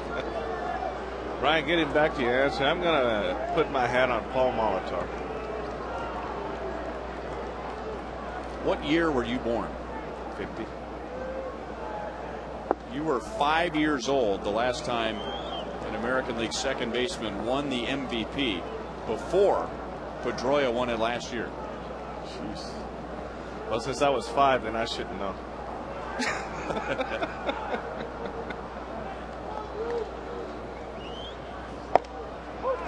1-1 on Youkilis, 0 for 3. Chicago White Sox.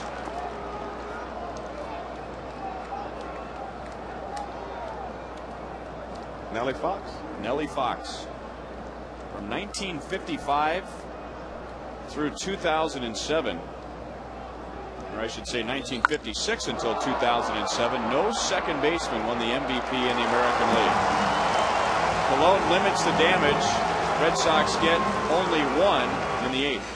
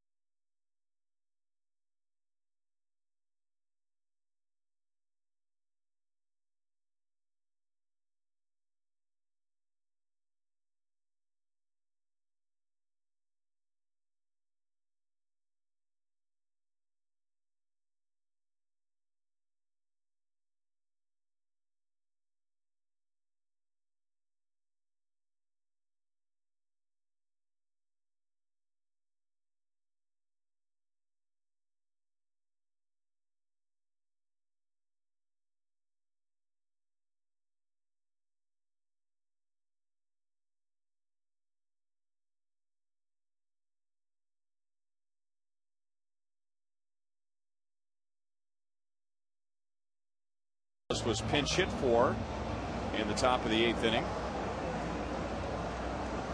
Michael Bowden takes over on the mound. Bowden pitched a scoreless inning last night.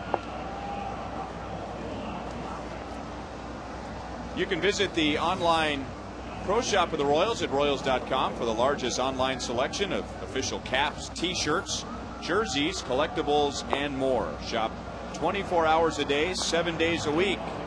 Get your gear straight from the source, the Royals.com shop.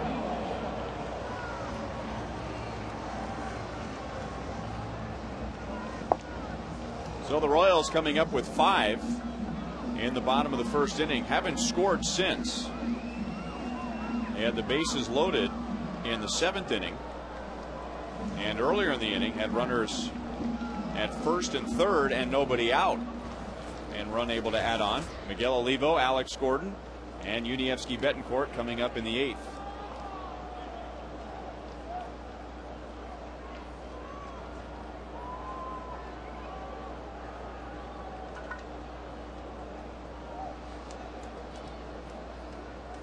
Olivo 1 for 3.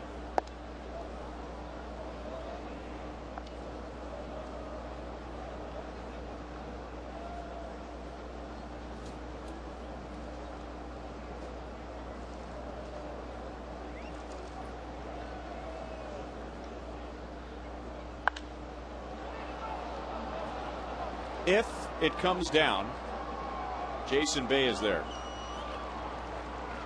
1 away.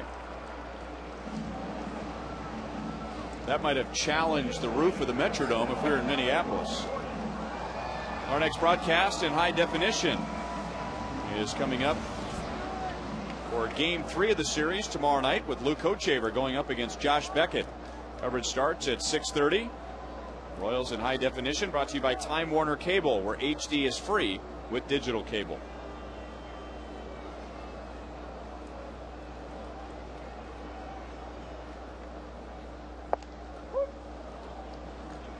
Oh, and 1 to Alex Gordon. 2-run single in the 1st inning. Alex joined Joel last night as the post-game interview on the field, and Alex faced Michael Bowden. They played together on Team USA, so in some of the intra-squad games he faced Bowden, so he knew what to expect when Bowden came on in the bottom of the 8th inning.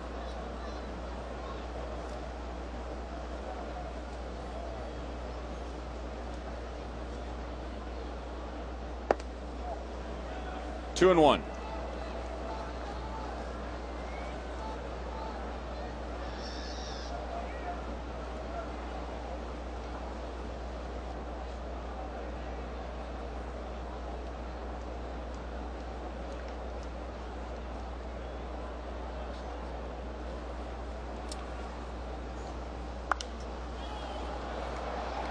Two and 2.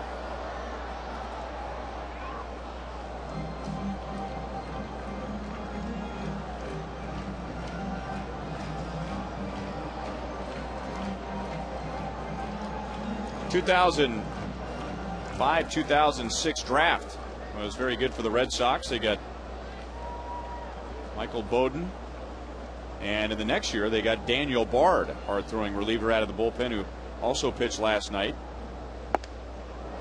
Alex strikes out, so he's 1 for 4, 2 down, and that brings up Yuniesky Betancourt, who is the subject of tonight's Mercedes-Benz E-Class Attention Assist of the game, and made this play on David Ortiz.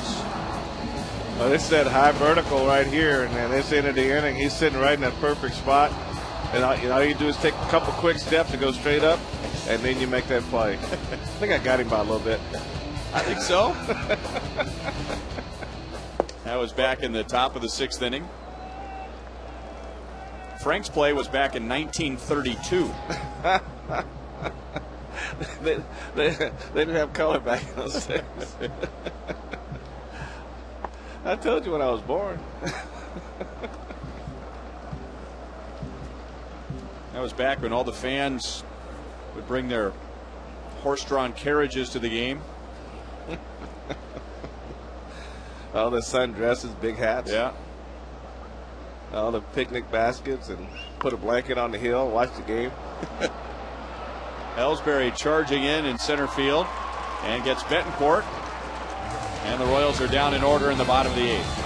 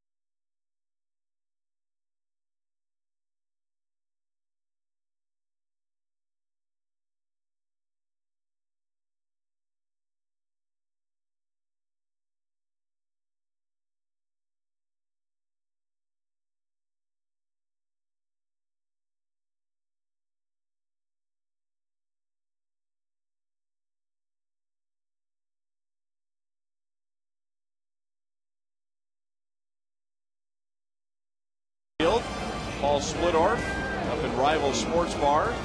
Frank White here in the booth. Luis Hernandez takes over at second base, as he did last night in the 9th inning. Alberto Callaspo goes over to third, and Jamie Wright will pitch the 9th. Jamie with 2 very good innings out of the bullpen last night. Setting things up for Joakim Soria's 27th save. Ball 1 to David Ortiz. 0 for 3. 2 of those outs right to Yuniesky Betancourt. 1 on a line drive, the other on a pop out.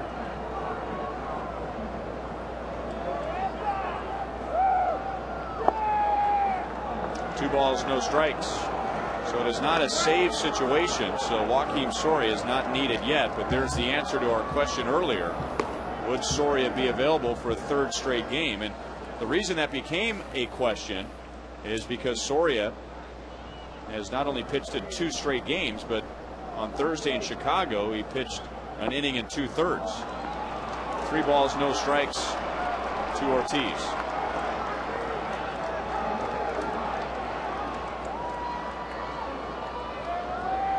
Trying to hold it and save it for Zach Greinke, who pitched 6 scoreless innings, giving up just 2 hits. Red Sox scored against Cologne in the 8th. 4-pitch walk.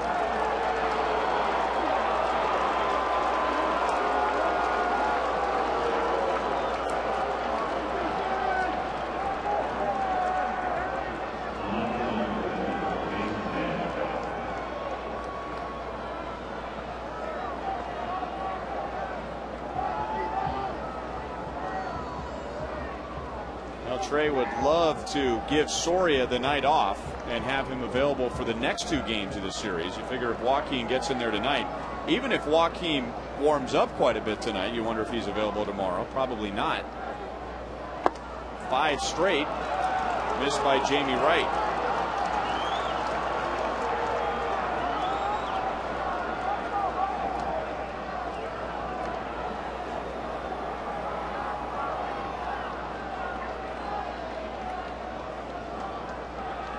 No one player is bigger than the team, but everyone on the field right now wearing a Royals jersey knows how important this game is to Zach Greinke. And Trey Hillman even alluded to that before tonight, saying that in regard to Joakim Soria being available, I know that Soria would like to pitch tonight, knowing how important this game is to Zach.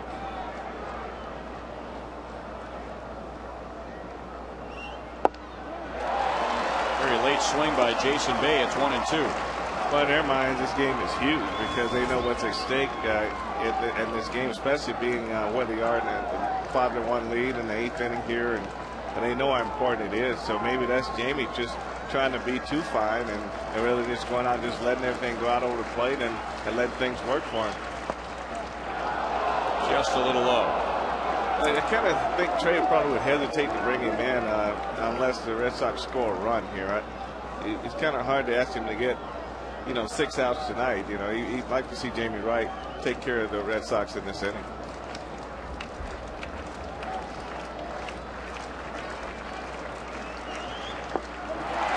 Down goes Bay on strikes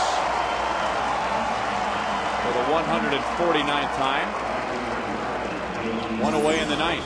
Well, he battled back and found the strike zone, and this is a slider right on the outside part of the plate, and Jason Bay chased it that time, and then he comes back with another one in the very same spot. So that's repeating his pitches and giving some indication he may have found the range.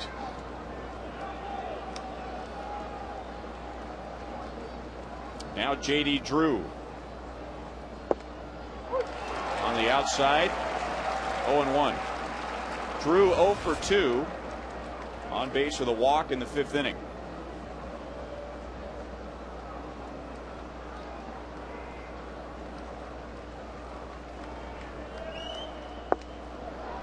Wow.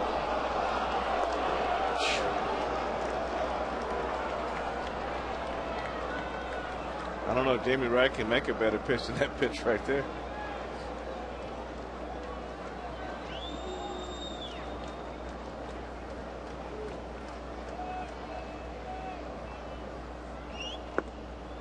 Two and one.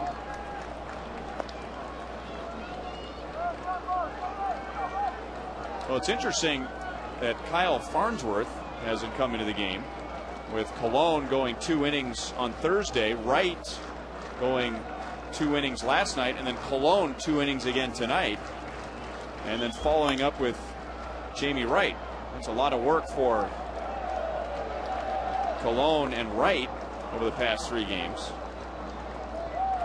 Well, managers have a tendency to go with the hot hand, and he's ridden Jamie pretty hard this year in situations like this. And Colon, once he discovered the hot hand, he's been ridden pretty hard too. So it's all about running them out there until they show they can't get it done before I go to the next guy.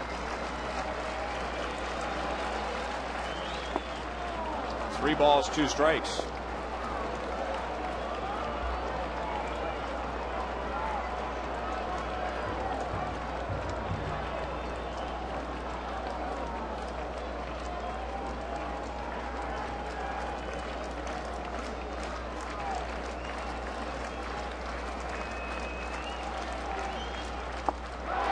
Struck him out.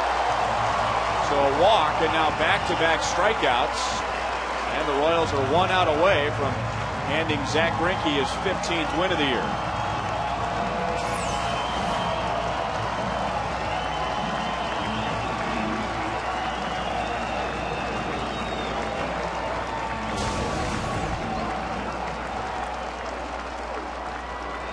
And it'll be Casey Kochman batting here in the 9th inning. He pinch hit in the 9th last night and grounded out against Soria.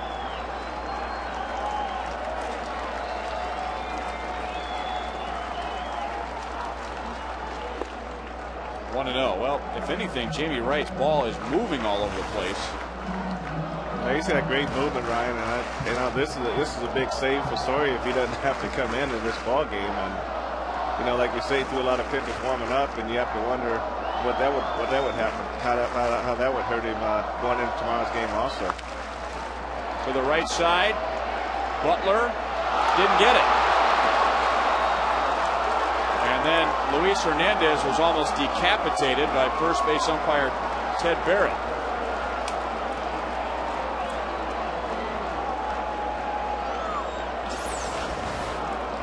Well, Billy comes in pretty good shape. He's going to catch and take it himself, but he did everything but catch the ball.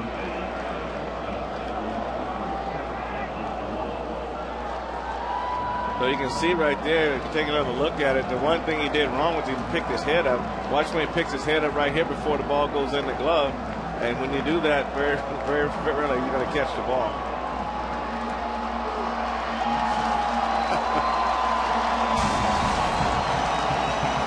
So we will see Soria. He only has to get one out.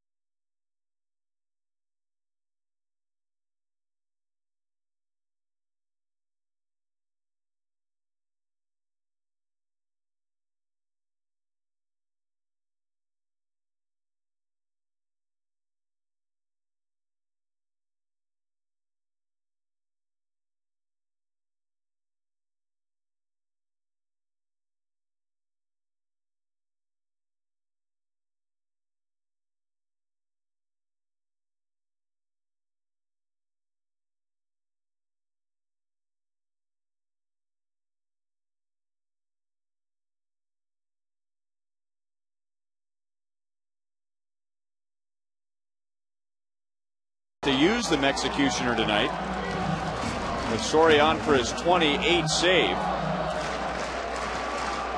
A typical Soria save last night, 3 up, 3 down in the 9th inning. 2 on, 2 out. Mike Lowell after the first pitch, and this should do it. Josh Anderson. So the Royals have won the first 2 games of this series with Boston. And Zach Greinke has won his 15th game of the year. 6 scoreless innings on just 2 hits, and dropping his ERA another 6 points.